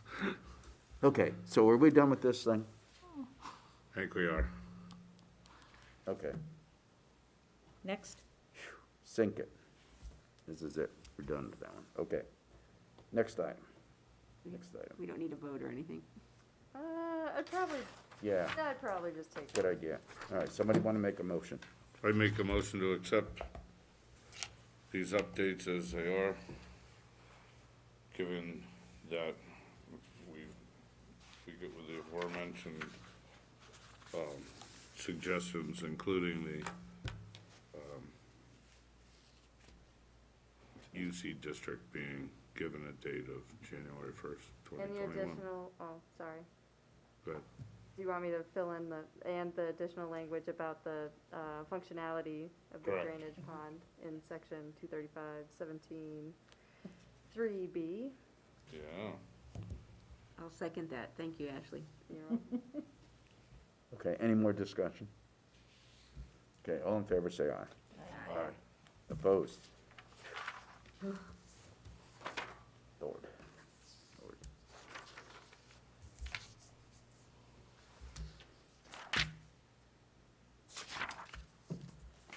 It is 7:45.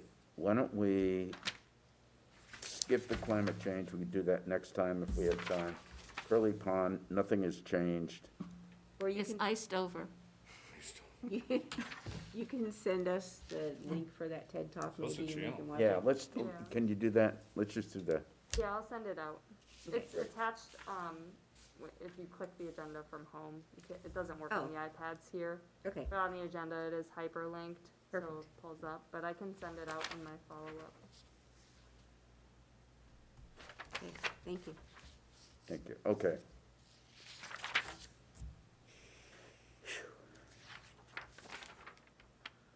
Okay, Stacy? Last night, the condos were talked about, remember on Endicott Street East? And he was gonna put, 4 buildings on there, so one of the things that I was pleased. 2 to- buildings, 4 units. Thank you. The landscaping waiver, was denied. And I'm actually kinda glad, because there was too much being left to the homeowners. Wow. And so the planning board really felt that they needed to see a landscape plan. And I think that's actually a really good question to ask applicants when they're here. Are you going to ask for a landscaping waiver? Because I think it should really be encouraged to, this way we are assured that stuff will be planted and stormwater runoff will be taken care of by the builder, instead of relying on possibly somebody who was just gonna use this as a second home and not going to put too much effort into it. Oh, interesting.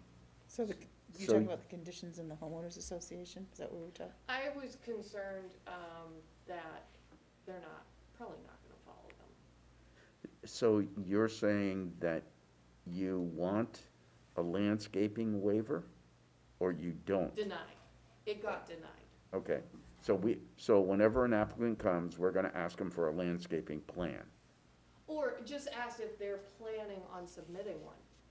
Right. And if they're not, Then ask for one. as it is, case by case, something like that where it's only gonna be just a few people moving in there because they're high-end, yeah, not so certain that they're gonna, so it might be better to start off with a nice unified landscaping, and then they can change it if they want, but at least it's started out for them. So why don't we require a landscaping plan? It That- is required, the applicant can request a waiver if they Okay. don't wanna submit it. But it Okay. is required already. Yes. Okay, so, So it's just good for the applicant to know that you guys are aware of it, and it would be good for you guys to know, are you planning on asking for a waiver? Because it's pretty much guaranteed they need one. Now, he had also asked for a lighting waiver, and he got that, which I'm kind of glad, because lighting can really mess up the animal habitats. Oh, it can. So that, I'm pleased, I didn't even have to mention that. They were really quick to say, just lights on the condos, downward facing. And then, of course, the sidewalk waiver came up. So, but sidewalks are a touchy subject with that board. Did they put the sidewalk in? That got denied. The waiver got I mean, denied. that got accepted. Oh. So the only thing that got denied was the landscape, and that was great, because now there'll be something formal there. Good. But it also lets the applicant know that, here's a heads up, we think you should have a formal landscape plan, and we're going to encourage that. And see, then I can go to the planning board and say, Conservation Commission would really like, if they apply for a waiver, Conservation would really like to see a plan. And so that makes it more, I think the advantage of us seeing a plan is that if they come in with burning bush, as, I like the color of red in the burning bush in the fall, so I want to put burning bush in. I had it in my house in Connecticut, I really did. I tore them out, but I really did. You know, so it makes me feel that, like, no, you can't put burning bushes in. Well, they have them at the hospital. The other I thing, think the other the- thing too, oh, I'm sorry, Marnie, go ahead. Burning bush, if you if you control it, that's the whole thing, because it will spread. Because it's beautiful. Okay, but I'm sorry, And I my- used a bad example. My I birds, should have said bittersweet. Yeah, yeah, bittersweet is worse than burning bush, right. because that strangles. But I remember looking at Deb, because I got two different answers about it's grubbed, it's vegetated, it's grubbed, it's vegetated, it's grubbed, it's vegetated, and I was like, what the hell's going on? They never What are we talking gave you a about? straight answer about that, so I'm glad. The birds love it.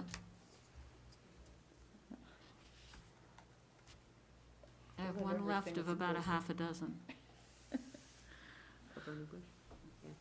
because the birds love it, and I keep it under control. What else did they say? On Gilman Street, that garage got moved. Okay. So that was good. Yeah, And, the 14 additional RVs, remember that? Yeah. Uh-huh. Property. So Brown Engineering went out and they did an analysis, and so it got approved because, they did all the work on showing the retaining wall and swale will direct drainage to White Oaks Road. They're practically gonna eliminate the slope. The drain line is gonna be direct connect to the storm catch basin on Endicott. So there was a lot of, research done on it, which was good. Yeah. And the city doesn't have a problem with the additional drainage that's going into the system? I mean, we have to trust this engineering firm who has said that it's not gonna, it said it's going to be equal or less runoff. Less runoff than just running on the Because ground they are surface? doing retaining walls and swales, and Okay, there will be a lot of, work being done. okay, And that's all I got. okay. Thank you.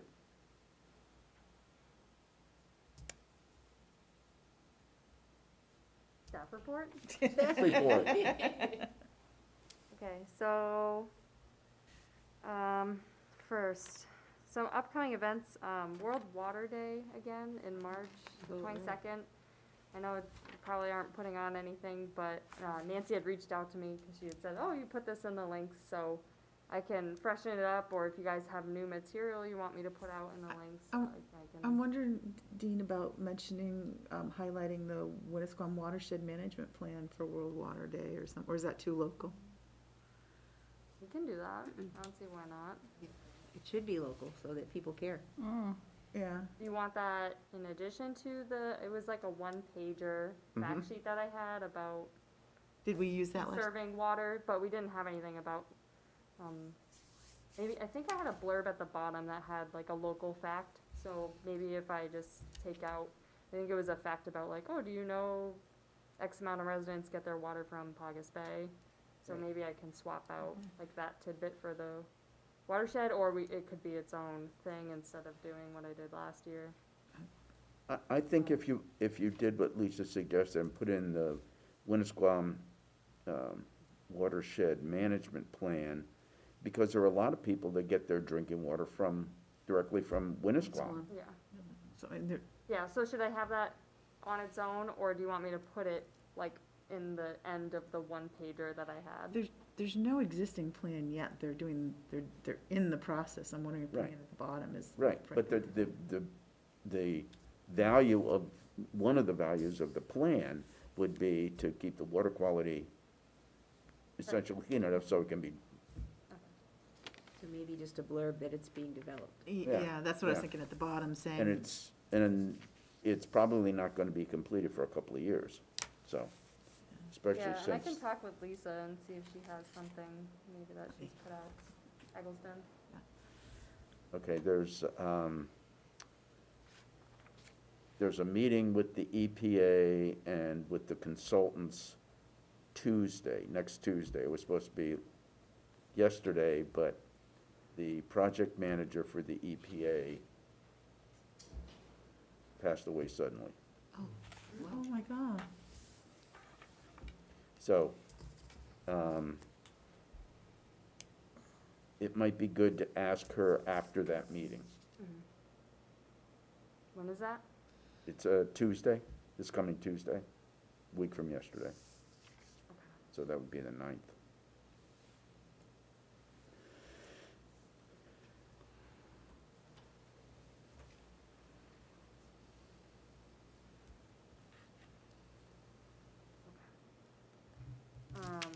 In addition to that, so,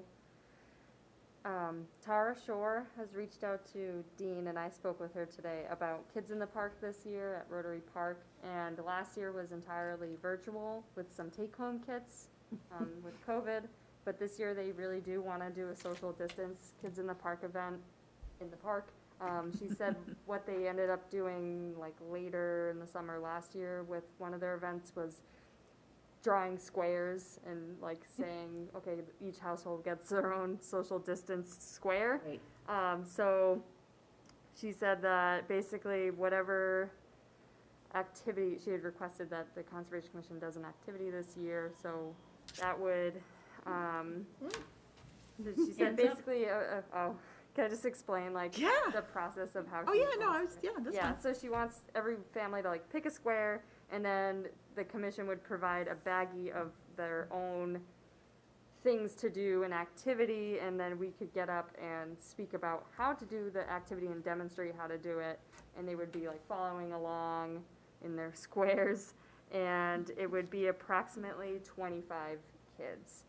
So some of those 25 kids could be from the same family, or separate families. She basically said like, okay, maybe we did this watershed activity last year, so depending on what the activity is, I guess it depends on how many of these kits we would need to come up with and put together. And she had said too that it's something that they could like assist with purchasing the supplies for what we have in mind, so.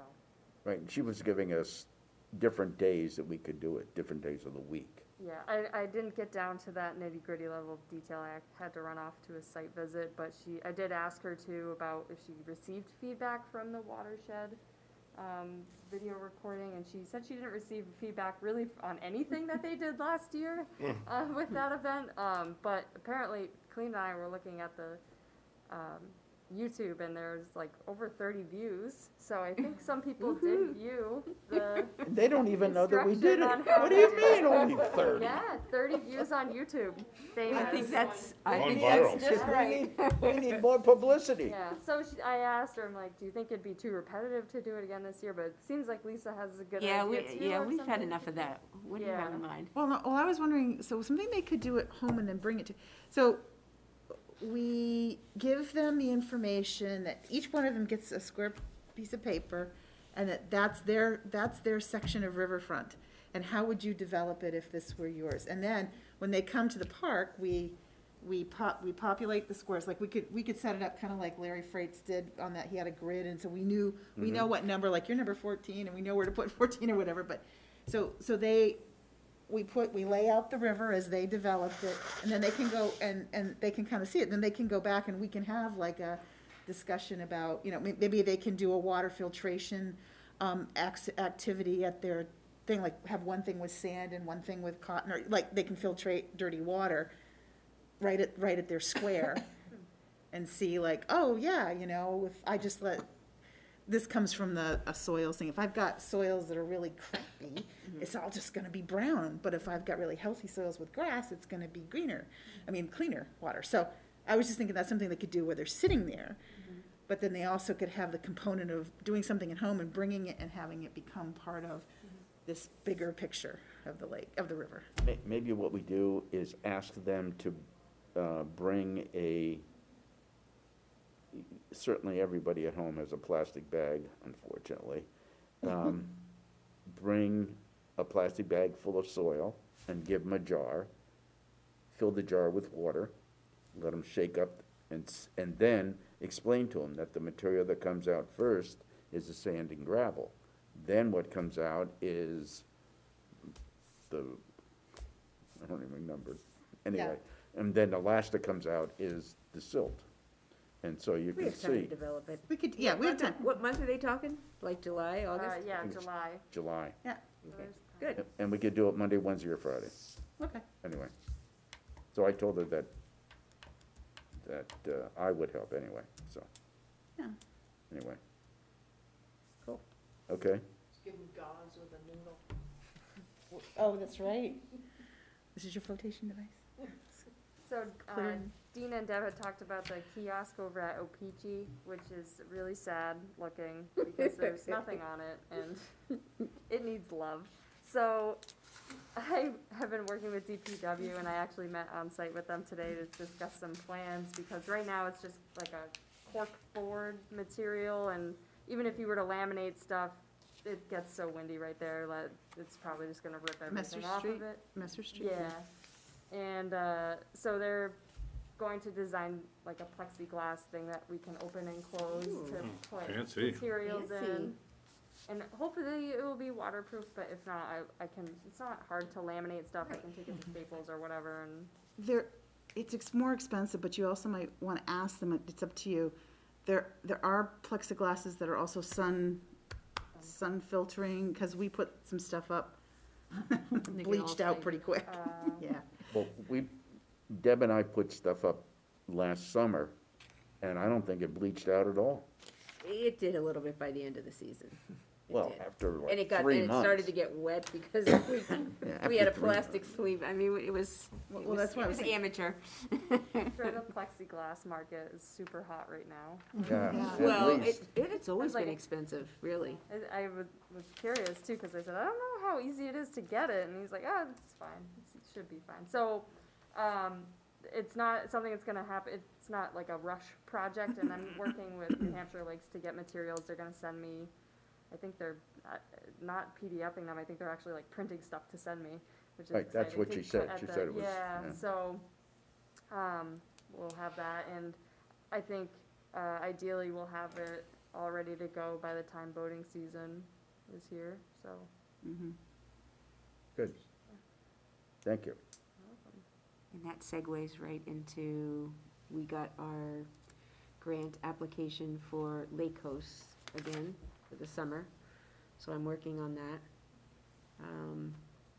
We usually get a grant from New Hampshire Lakes, and it's an in-kind grant, so they pay a certain amount, and then we also contribute volunteer hours.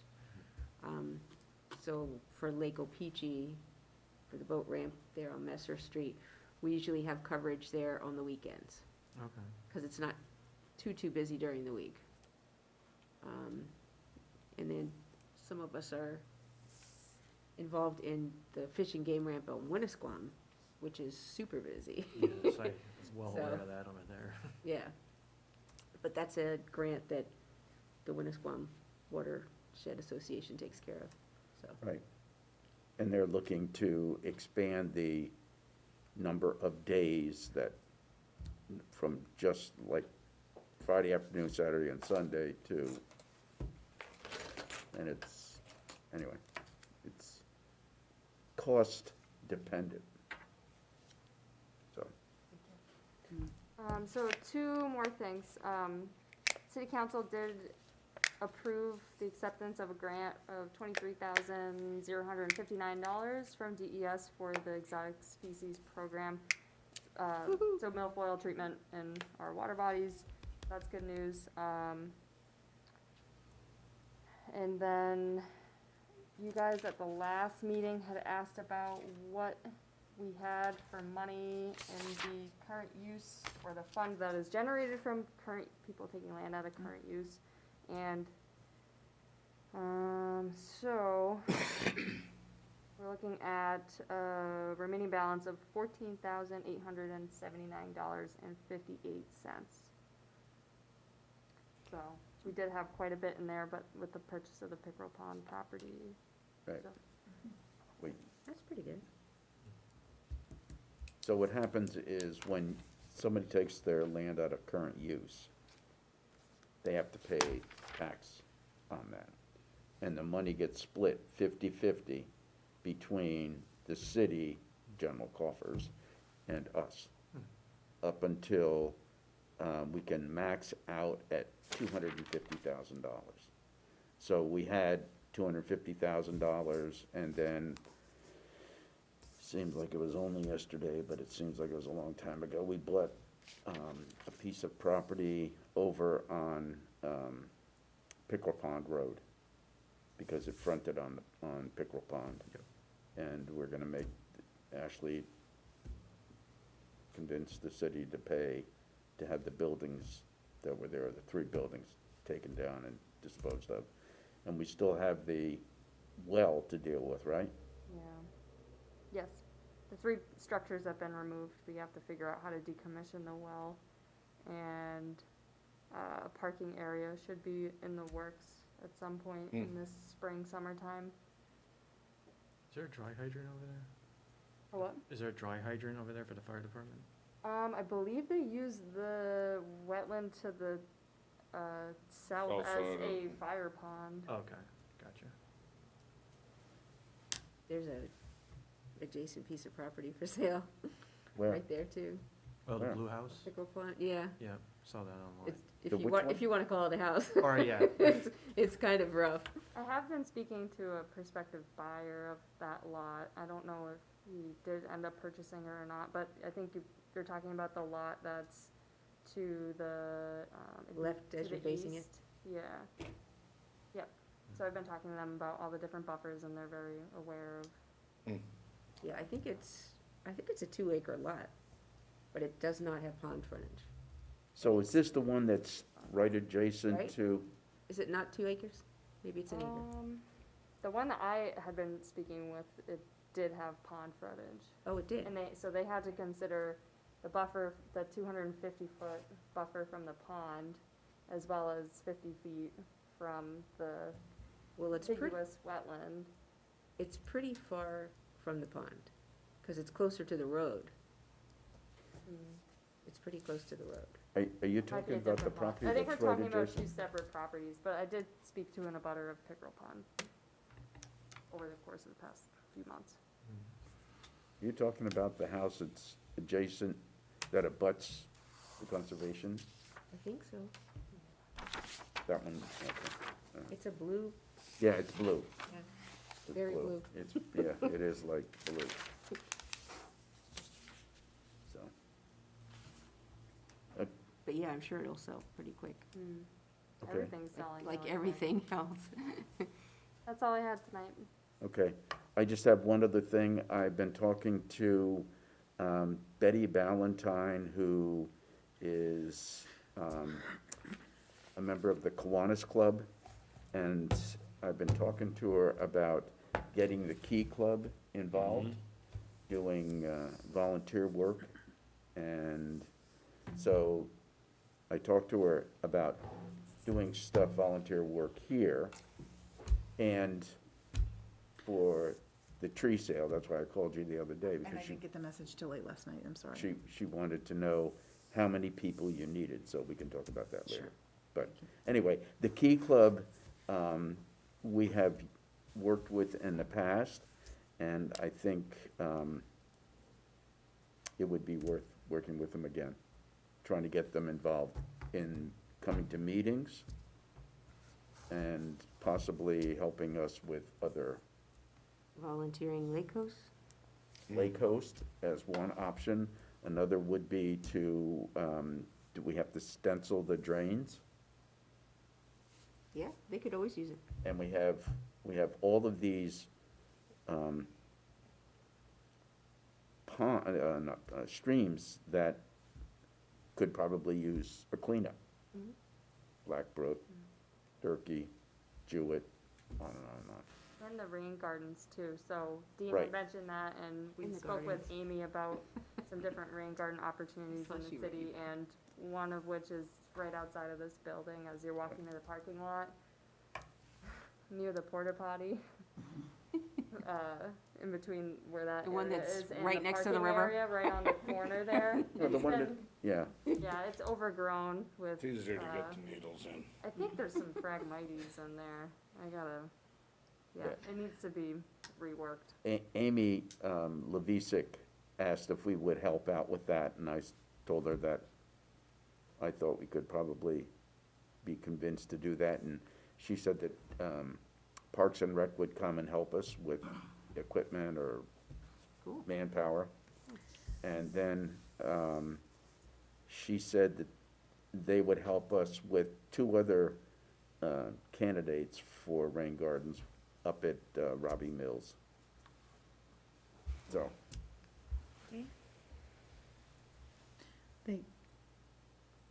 The dog park could use help. I'm sorry? The dog park could use help 1 or 2 days in the summer. The dog park, 1 or 2 days. Doing what? There's some trash and there's also a lawn like mowing the lawn. I have a lawn mower that's not mechanical, not engine driven. But, don't have to. I think we have lots of, Invasives up there? Hmm? Are there invasives up there? They're starting to grow back. It was a big sand pit. Right. So, but you don't have to. I just mentioned it's city land, so that's why I mentioned it. It's fine. I think if it's the kind of thing that we can point out to DPW or to Parks and Rec and ask them if they would help us out. I'll talk to you after about it. Okay. Anybody have anything else? Marnie, I know you have something else. You haven't been here in so long. You probably have something you want to talk about.